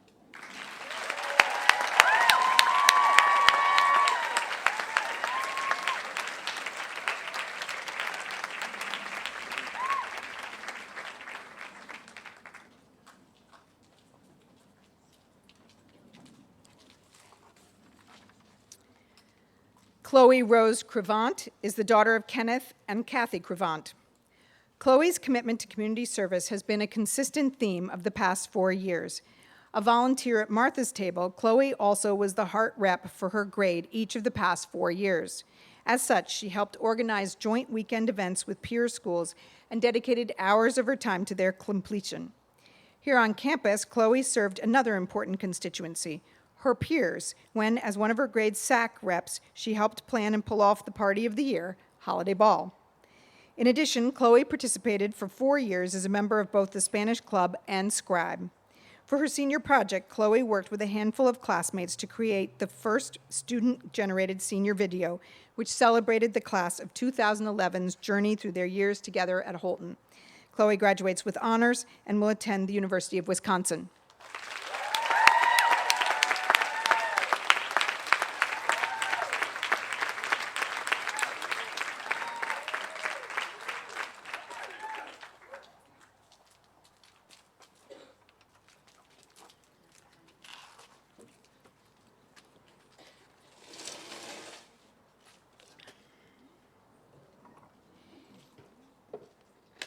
Sydney Beatrice Zoomers-Levy is the daughter of Yvonne Zoomers and Charles Levy. Peer counselor, student of ceramics, drawing, and painting, and heart representative in grades 9 through 11, Sydney finishes her years at Holton, having matched her respect for her teachers with a strong sense of responsibility and hard work in their classes.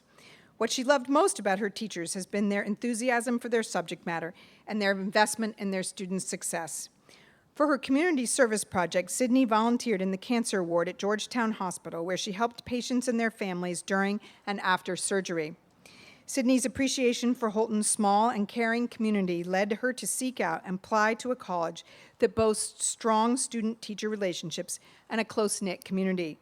Sydney graduates with high honors and will attend Hamilton College.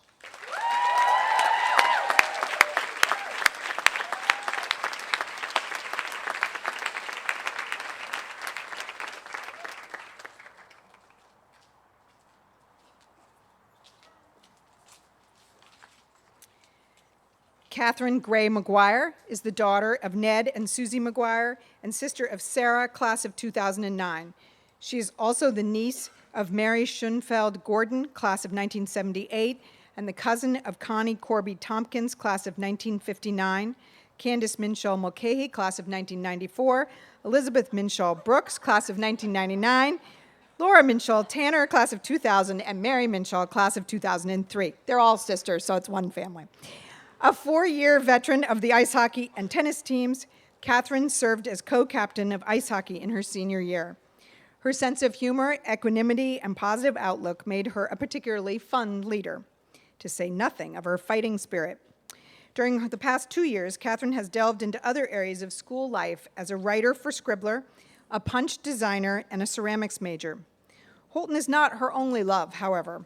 For 9 years, Catherine has spent her summers at Camp Mount Shenandoah as a camper and a counselor, an experience that she would never replace. Catherine graduates with high honors and will attend Colby College.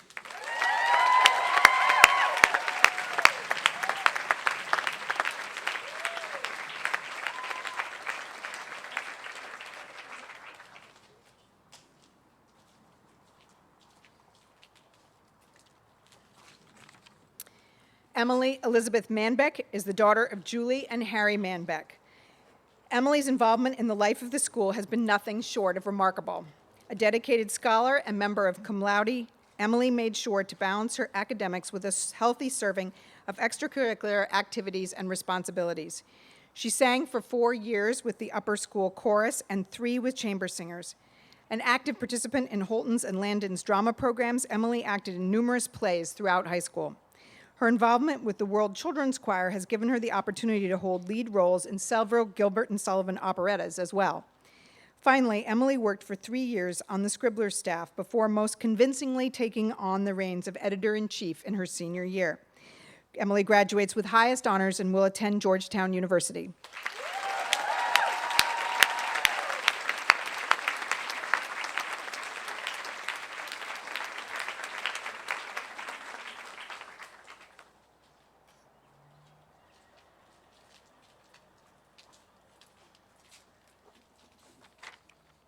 Ashley Teresa Martin is the daughter of Lisa and John Martin and the sister of Alexandra, class of 2013. A scholar through and through, Ashley has carried her respect for learning into her ongoing community service work for the Delaware Public Library System, where for the past 7 years, she has volunteered countless hours in the children's section. Since last summer, Ashley has also worked for peer-to-peer tutors, helping students of all ages in a range of subject areas 3 times a week. What makes all of the above particularly impressive is that since she was 13, Ashley has acted professionally in equity productions in Delaware and New York City, even carrying a principal role in 2 world premiere musicals and 3 original cast recordings. At Holton, she has distinguished herself not only in the classroom, but also on the tennis courts, where she has played at the varsity level since the spring of 9th grade, and is a member of Holton's Its Academic team for the past school year. Ashley graduates with highest honors and will attend Duke University.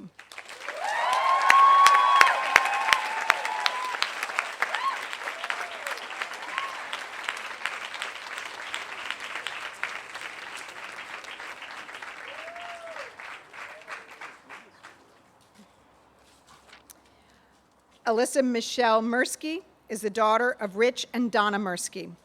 A 7-season veteran of the ISL Championship tennis team, Alyssa twice earned the Coaches Award in addition to Most Improved Player, and finished her career as a captain and a member of HAA. After serving as a contributing writer for Scribbler in her junior year, Alyssa took on the duties of sports editor as a senior. In the classroom, Alyssa spent 6 intense and rewarding years studying Chinese with Ms. Zhang and her small group of classmates, a journey that ended this year when they took Holton's first AP Chinese class together. Her love for the language led Alyssa to Chengdu in the summer of 2010, where she fed Tai Shan, a giant panda born and raised here in DC at the National Zoo. An ungrateful and inhospitable host, Tai Shan made the trip all the more memorable when she grabbed Alyssa's arm and literally bit the hand that fed him. Fully recovered from her panda bite, Alyssa graduates with highest honors and will attend the University of Virginia.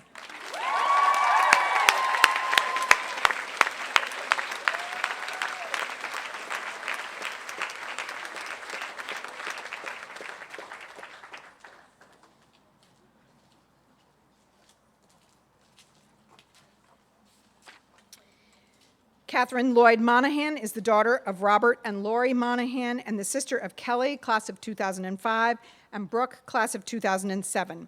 She is a 10-year girl. While on the one hand, a professional model who has designed and showcased her own lines at Punch since 9th grade, Kate is also a two-time participant with Habitat for Humanity who has also volunteered many hours working with abandoned pets. For 3 years, Kate played midfield and attack on Holton's junior varsity and varsity lacrosse teams, eventually stopping to pursue more seriously her modeling career. Kate looks forward to continuing each of these activities in the years ahead. She will attend Gettysburg College.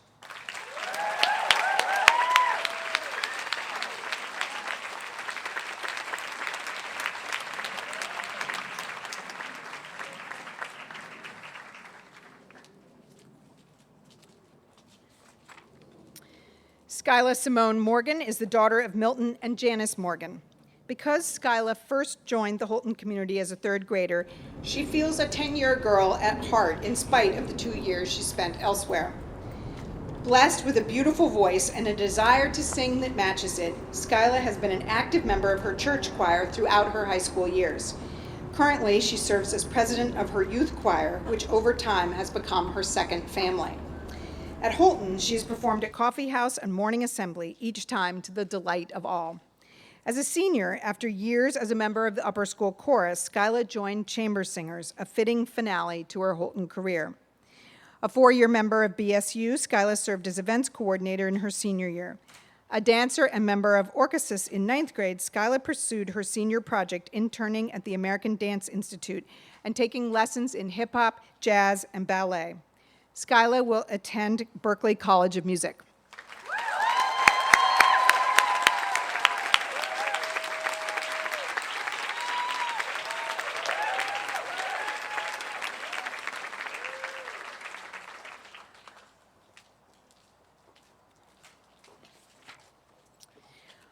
Angelique Goldie Sandra Mosley is the daughter of Mark and Michelle Mosley and the sister of Celine, class of 2014. A writer who credits Ms. Salata for inspiring and pushing her to take her writing more seriously, Angelique served as president of Scroll in her senior year after several years of membership. Under her leadership, the club has been more active than ever, providing many students with a creative outlet that they have treasured and that has seen prolific output over the course of the year. A 3-year veteran of the Holton Land and Fencing team, Angelique became captain in her senior year and helped foster a sense of team unity through her enthusiastic and supportive leadership. Last summer, Angelique traveled on the second global education trip to Senegal, where she spent 2 unforgettable weeks. Angelique will attend the University of Edinburgh in Scotland.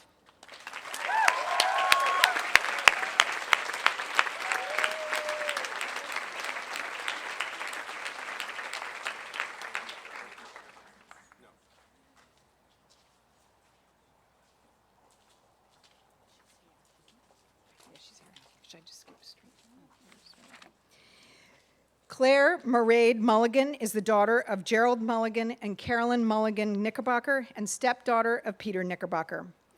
New to Holton as a 9th grader, Claire lost little time getting involved in all aspects of the drama program, a thread that would run throughout her high school years and culminate with her serving as president of the drama club in 12th grade.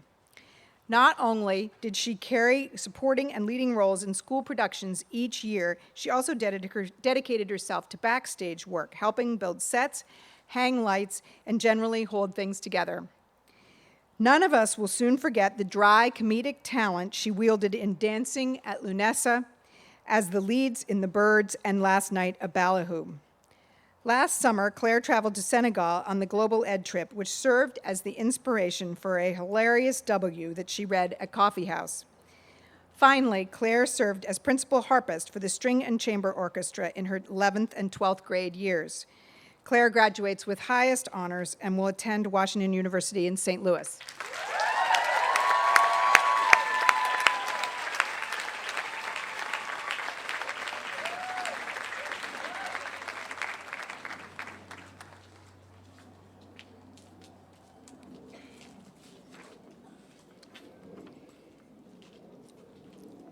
Bradley Ann Atienza Nang is the daughter of Richard and Maria Lourdes Nang. A 10-year girl, she is the cousin of Tara Malik, class of 1996, and Marisha Malik, class of 1998. Bradley Ann has made her mark in the upper school community as a tried and true friend whose generosity of spirit, sense of humor, and love of life helped establish and sustain a positive tone in the class of 2011 throughout their high school years.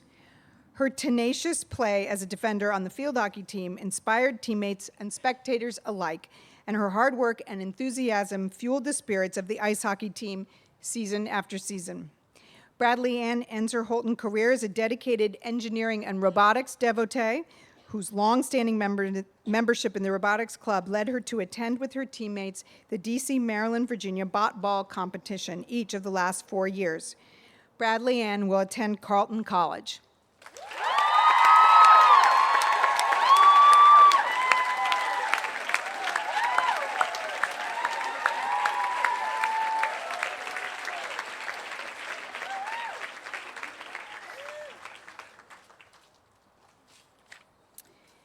Erin Alexandra Neeler is the daughter of Kevin and Stephanie Neeler.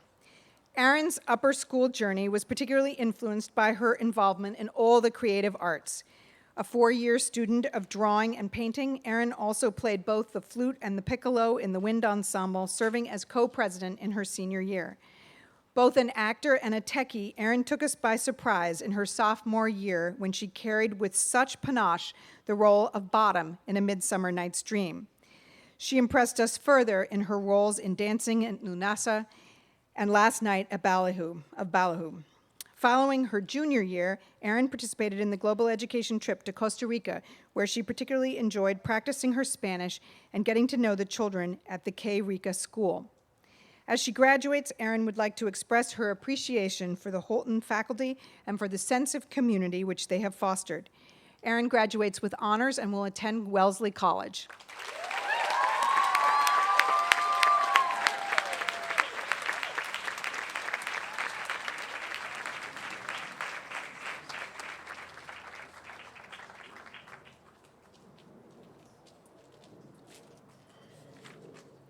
Rachel Elizabeth O'Connell is the daughter of Edward and Susan O'Connell. While Rachel distinguished herself athletically as a 3-year member and co-captain of the varsity volleyball team, and musically as a chamber singer, it was through her involvement with Model UN and the debate club that her prodigious intellect and leadership skills truly emerged.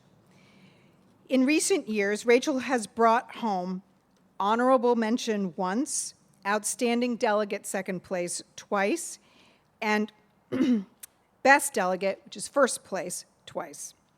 Remarkable as these accolades are, Rachel is also quick to say how much she has enjoyed helping fellow members develop their global awareness and hone their debating skills.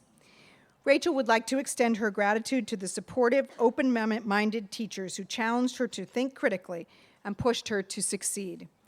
Rachel graduates with highest honors and will attend Yale University.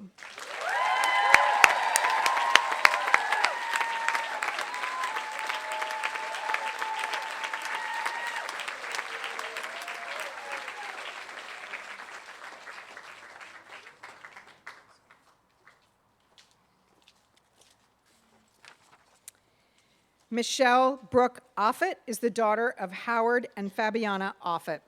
She's a 10-year girl. To say that Mickey has contributed positively to Holton's athletic program over the course of her high school career would be a gross understatement.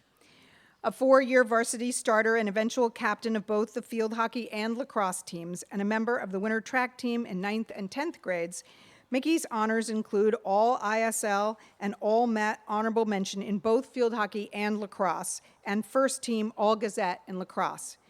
Mickey's athleticism and intelligent play are matched by her dedication to her team, her unselfish play, and her exceptional sportsmanship, which won her the Coaches Award in all 3 sports.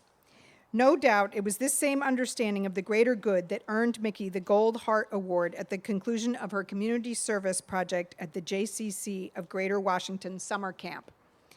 Having been recruited to play Division I lacrosse, Mickey, who graduates with honors, will attend the University of Florida.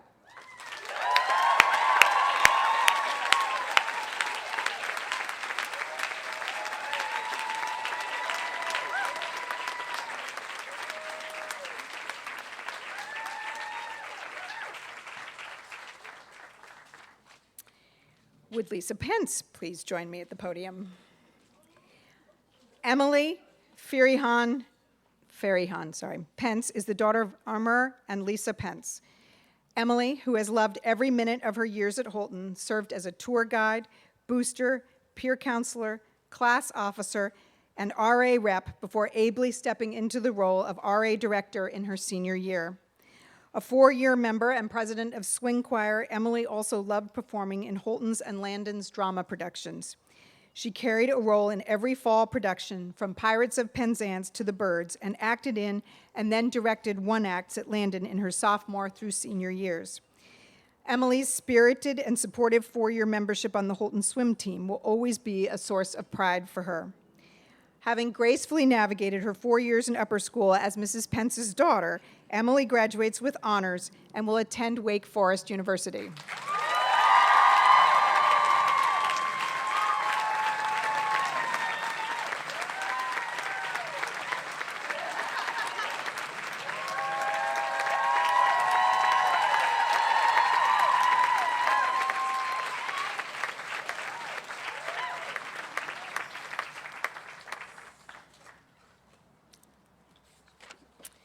Would Tish Peterson please join me at the podium? Margaret Lane Peterson is the daughter of Letitia and Edward Peterson and the sister of Paige, class of 2007. She is a 10-year girl. President and 3-year member of Chamber Singers, Lane sang not only with the Holton Chorus at each division, but also with the Children's Chorus of Washington from 6th through 9th grades and with the Maryland All-State Chorus in her senior year. In addition to her vocal pursuits, Lane served as primary percussionist for the wind ensemble throughout high school, a role that called for familiarity with instruments ranging from cymbals and xylophone to the cabasa and snare drum. Lane spent the fall semester of her junior year at the High Mountain Institute in Leadville, Colorado, the highlights of which were living with 40 students from around the country and backpacking through the Rocky Mountains and Utah canyons.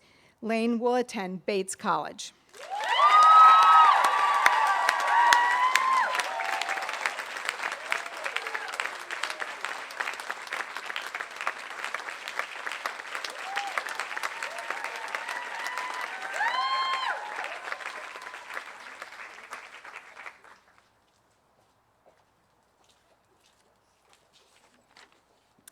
Candace Elaine, sorry.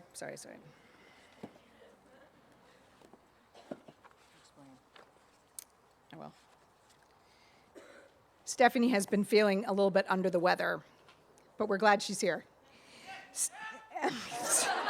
So are other people, obviously. Stephanie Michelle Rails is the daughter of Christine and Stephen Rails. Stephanie's work as a ceramics major has long displayed her creative spark, her originality, and her aesthetic eye. From her large, imaginative pieces to her replica of a Lady Gaga shoe to the torso that she sculpted for her senior project, Stephanie's work has always been adventurous and eye-catching. A 4-year model for Punch, Stephanie designed her own lines in 11th and 12th grades. These experiences led Stephanie to enroll in courses at the Fashion Institute of Technology last summer, where she studied the business of fashion and figure drawing. She also volunteered at the Spanish Education Development Center in DC as an assistant teacher for 4- and 5-year-olds. Stephanie's classmates and friends will miss her irreverent sense of humor and her strong independent streak. Stephanie will attend the University of Southern California.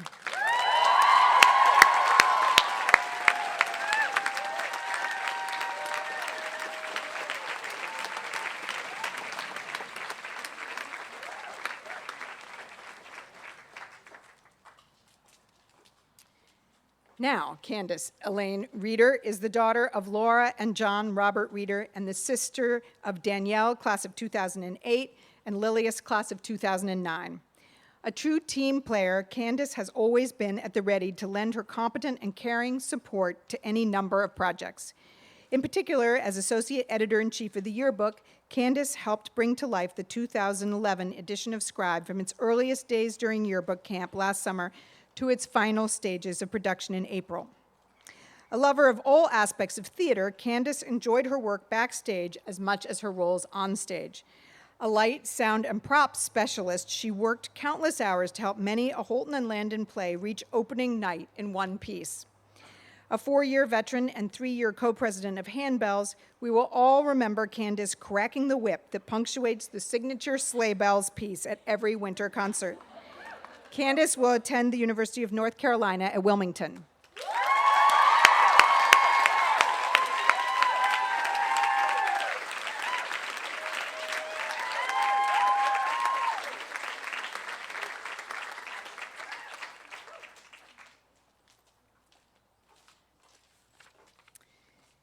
Samantha Barbara Marie Richardson is the daughter of Samuel and Arlene Richardson.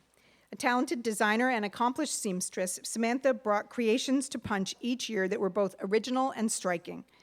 Her lines helped keep alive the tradition of quality and innovation that defines Punch at its best. For her senior project, she created an online fashion magazine. A performing artist as well, Sam was a 4-year member of both the upper school chorus and swing choir. For the past 3 summers, Sam worked as an intern at the Department of Energy. Last summer, Sam took in 2 remarkable experiences when she traveled to Vienna, Budapest, and Prague with members of the upper school chorus, and later went on the Global Ed trip to India. Sam will attend Fordham University.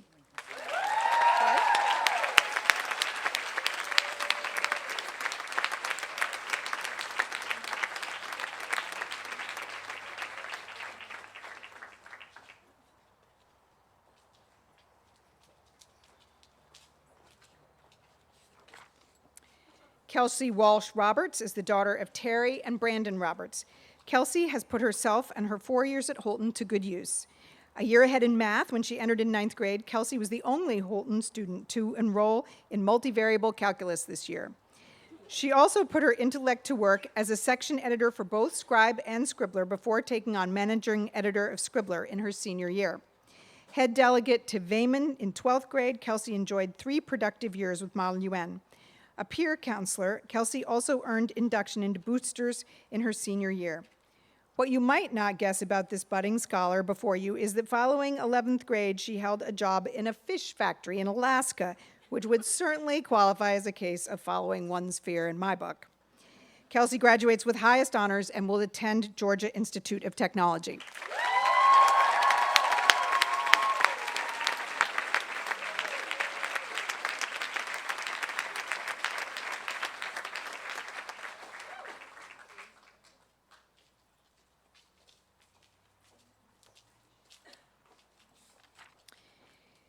Mary Ann Robinson is the daughter of Bob and Tracy Robinson and the sister of Rachel, class of 2009, and Erica, class of 2018.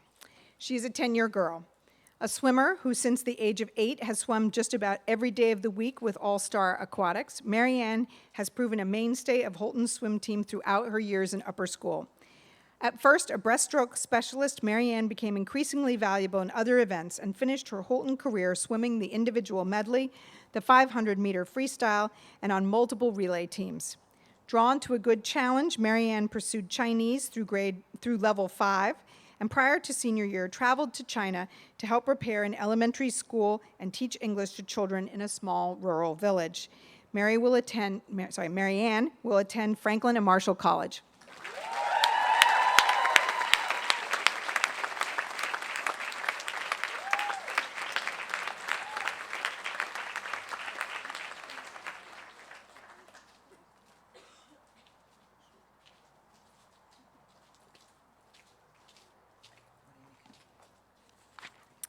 Would Amy Caslow please join me at the podium?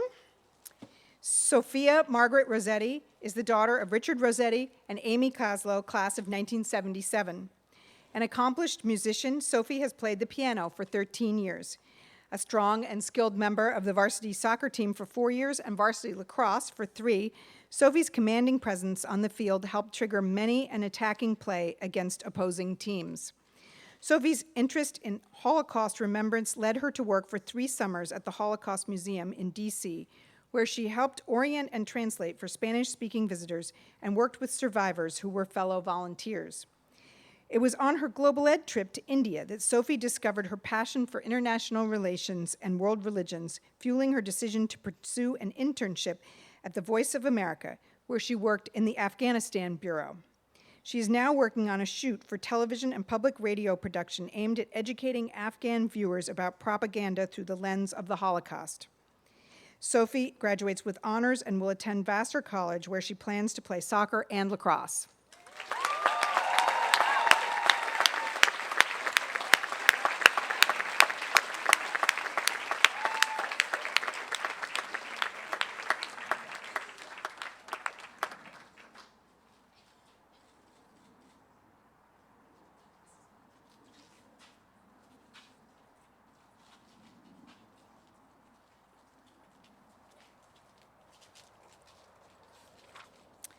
Catherine Carlisle Scully is the daughter of Lacey Scully and Robert E. Scully. Throughout her years at Holton, Catherine's dedication to her academic work has been admirably matched by her intense and unflagging commitment to her running. A 4-year, 3-season athlete, Catherine's work ethic, leadership, and success on the cross-country and track and field teams have been nothing short of inspiring, and it is altogether fitting that she ended her high school cross-country career in November as the overall ISL champion. Catherine's leadership in the realm of athletics was not limited to the race course, however. This past year, Catherine served as president of HAA, cultivating enthusiasm for the athletic program not only through her own example, but also through her regular Game of the Week and Panther of the Week announcements at morning assembly. Catherine also served as peer counselor in 11th and 12th grades. Catherine graduates with highest honors and will attend the University of Virginia.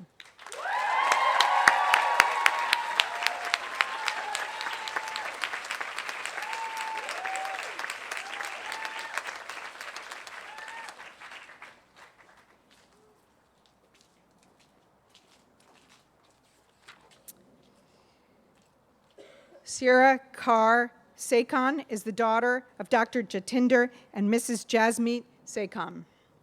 Sierra is served as a class officer each of the past 3 years as secretary, vice president, and RA representative. Her ability to put the needs and interests of others before her own made her a valued member of every leadership team lucky enough to have her on board. The soccer and basketball teams, on which she played at the varsity level for 2 years and 3 years respectively, benefited from Sierra's hard work ethic, sportsmanship, and poise under pressure. Last summer, Sierra pursued an internship in neuroscience at Georgetown University and taught at the Delhi Slum School while on the Global Ed trip to India. Sierra graduates with high honors and will attend George Washington University, where she will enroll in the 7-year combined BA-MD program.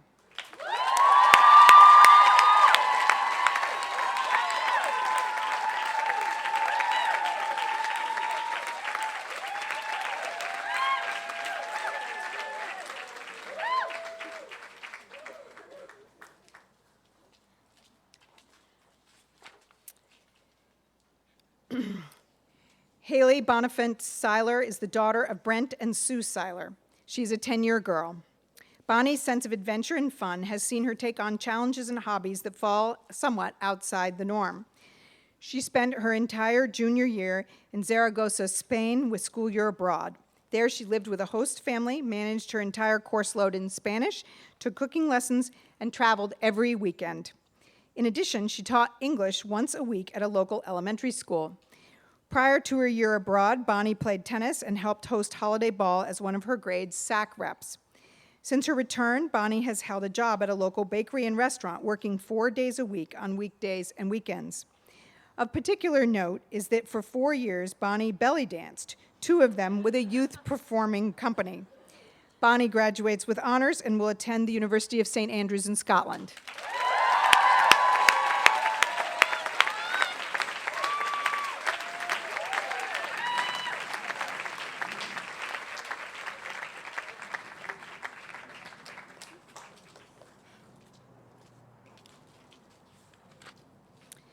Erin Snowden Slowinski is the daughter of Hill and Maureen Slowinski. She is a 10-year girl. They say that Holton alums bleed blue and white, but it would be safe to say that Erin bleeds blue and only blue. Each year of high school, Erin has served as a most spirited blue team rep, assistant captain, and ultimately team captain. The job suited her ebullient nature well, and she and her white counterpart did a great job building a sense of fun each time they took the stage. An athlete and member of HAA, Erin played 10 seasons of junior varsity and varsity sports and managed the 2 seasons she didn't play. Her 4 years of soccer included 3 at the varsity level. She played 3 years of lacrosse, including 1 on the varsity, and she ran winter track for 3 years. Finally, Erin's sense of commitment to the community led her to participate in every community service project organized by Heart throughout high school. Erin will attend Miami University of Ohio.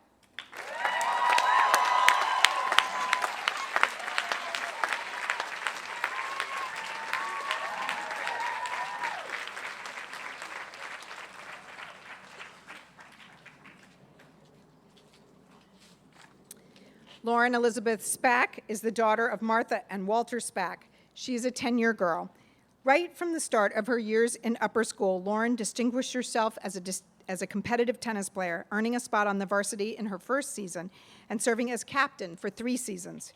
Her success led her to participate in frequent tournaments through the middle of 11th grade, including 4 in 2008 with Tennis Europe, where she faced opponents in Spain, Holland, Germany, and Paris.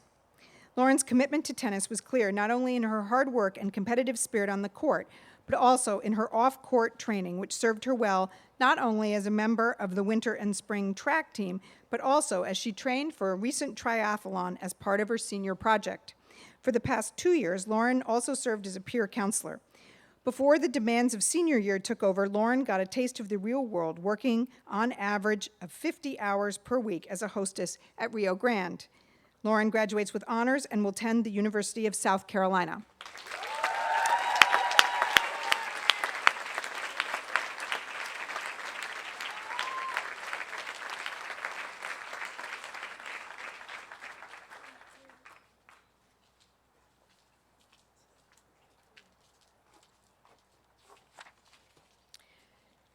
Chrysanthi Eleni Starolakis is the daughter of Manny and Bessie Starolakis and the sister of Dina, class of 2013, and Anastasia, class of 2019.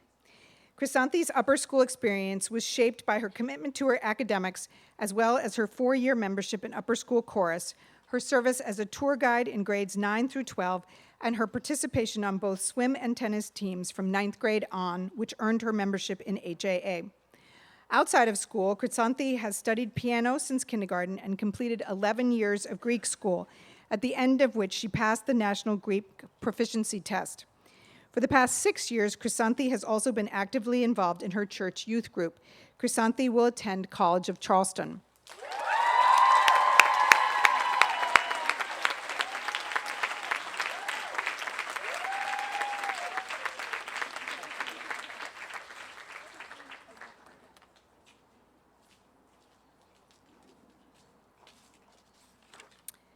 Logan Ray Steele is the daughter of Andy and Kelly Steele.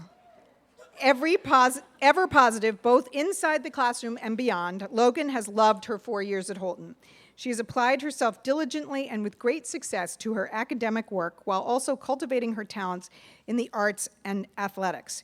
She studied ceramics for 3 years, 2 as a major. A 4-year member of the volleyball team, she played at the varsity level for 10th through 12th grade. Logan is proud to have completed her community service hours as a high school volunteer at Children's National Medical Center. Logan graduates with highest honors and will attend the University of Virginia.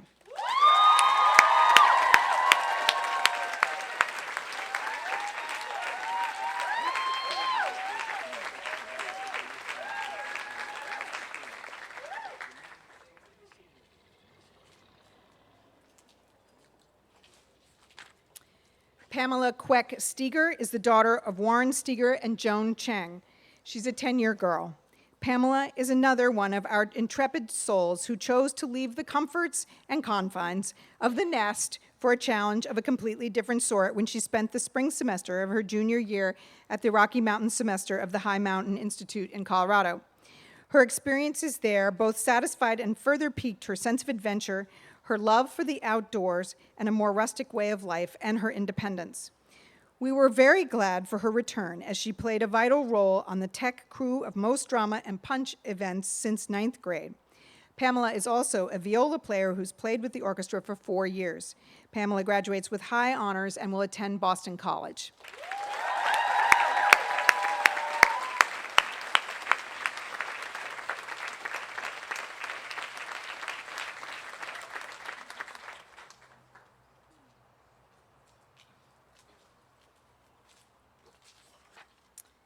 Mishta Tak is the daughter of Chandra and Payal Tak and the sister of Pia, class of 2009. She's a 10-year girl. Mishta's role as one of the Panthers in the Senior Spirit video said it all. From a lounging position on the floor at the end of the senior hallway, the Panther pulls herself to her feet and strides triumphantly down the hall towards the dining hall, pulling in fellow seniors from the classrooms along the way and leading them in a spontaneous and joyful follow-the-leader parade. Even without the Panther suit on, Mishta has this same effect on others. Whether as white team rep and captain, slouch resident, or member of the track team, Mishta spreads good cheer in all directions and has an amazing way of bringing the same out in others. Her comedic leanings found a home at last when she joined the Holton Landon Improv Troupe in her senior year. Mishta graduates with honors and will attend the University of Maryland at College Park.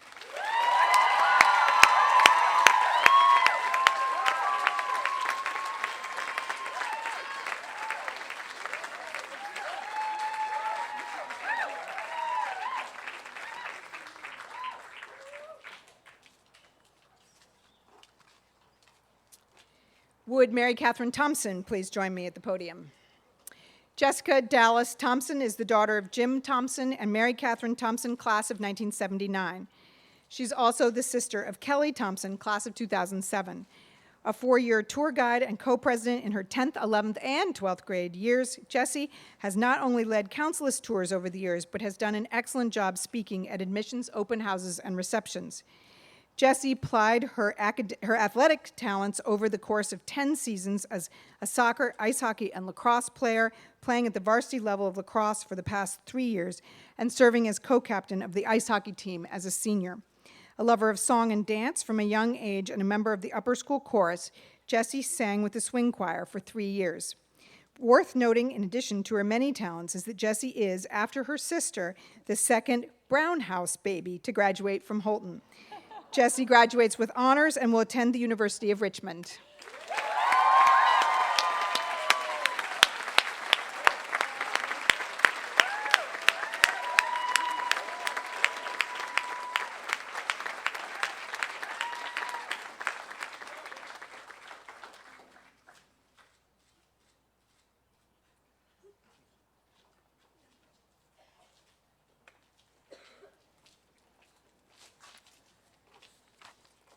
Olivia Louise Voslo is the daughter of Michael and Rebecca Voslo. An intensely focused and competitive athlete on the playing field, the coaches were glad when Olivia Voslo moved up from middle school and brought along her fighting spirit. A 4-year starter on the varsity field hockey team, Olivia also played 3 years of lacrosse, 2 at the varsity level, before an ACL injury sidelined her in the second semester of her senior year. During the winters, Olivia ran winter track and served as co-captain as a 10th grader. Olivia, as fearless and thrill-seeking as they come, has also skied competitively for years as a member of the Winter Green ski team. A philanthropist as well, each year Olivia administers the Fred and Patsy Rogers Scholarship, which awards 2 need-based scholarships to students in Southwest Virginia. Olivia, who plans to play both field hockey and lacrosse at the college level, will attend Middlebury College.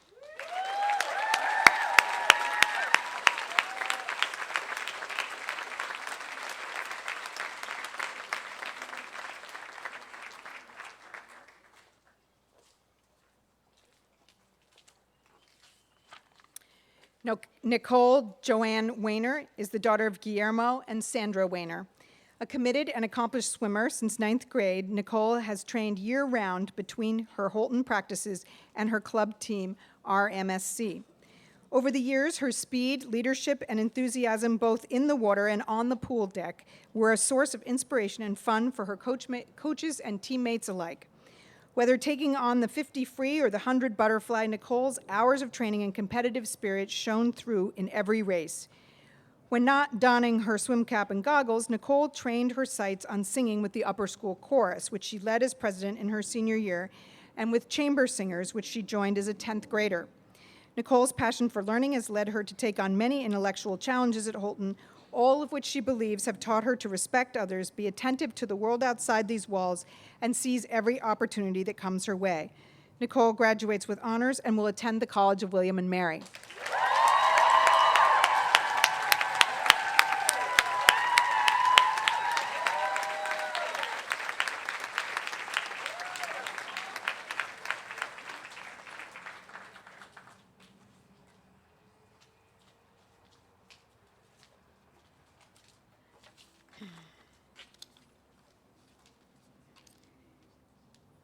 Tatia Amam Williams is the daughter of Tracy Williams McDade and Byron McDade. She's a 10-year girl.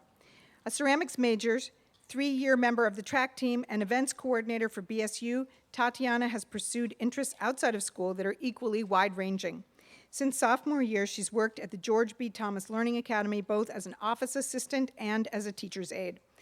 Following 9th grade, she attended the W.E.B. Du Bois Scholars Institute at Princeton University and then participated in Howard University's Smart Lighting program the following 2 summers. Last summer, she also traveled to India with several classmates on the Global Ed trip. For her senior project, Tatiana performed community service at an elementary school in Negril, Jamaica. Tatiana will attend the A. James Clark School of Engineering at the University of Maryland.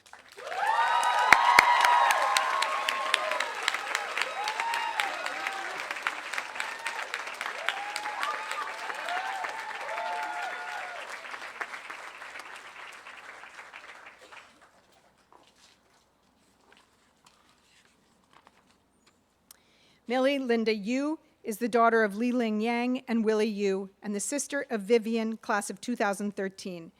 Millie's work in ceramics has each year reflected her creative voice, her increasingly sophisticated technical skills, her patience, and her ability to convey her sense of beauty through her work. Her achievement in this area earned her finalist standing in the 2010 Maryland Distinguished Scholar Talent in the Arts competition and a Gold Key Award in Sculpture in the 2011 Regional Scholastic Awards. In the athletic arena, Millie is a member of HAA who swam for 2 seasons and played volleyball for all 4 years, serving as co-captain of the junior varsity before moving up to varsity in 11th grade. To round out her experience, Millie played in the handbell choir for 3 years and served as co-president as a senior. Last summer, Millie interned in a neuroscience lab at Georgetown dedicated to Alzheimer's research. Millie graduates with honors and will attend Tulane University.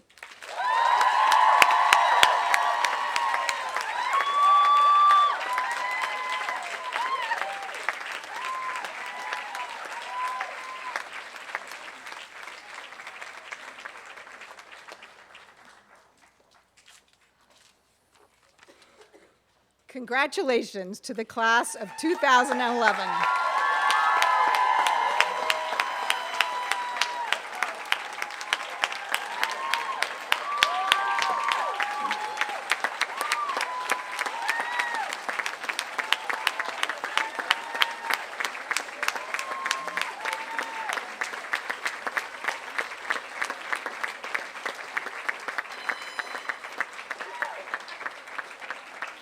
Please be seated for the benediction. We are really almost finished.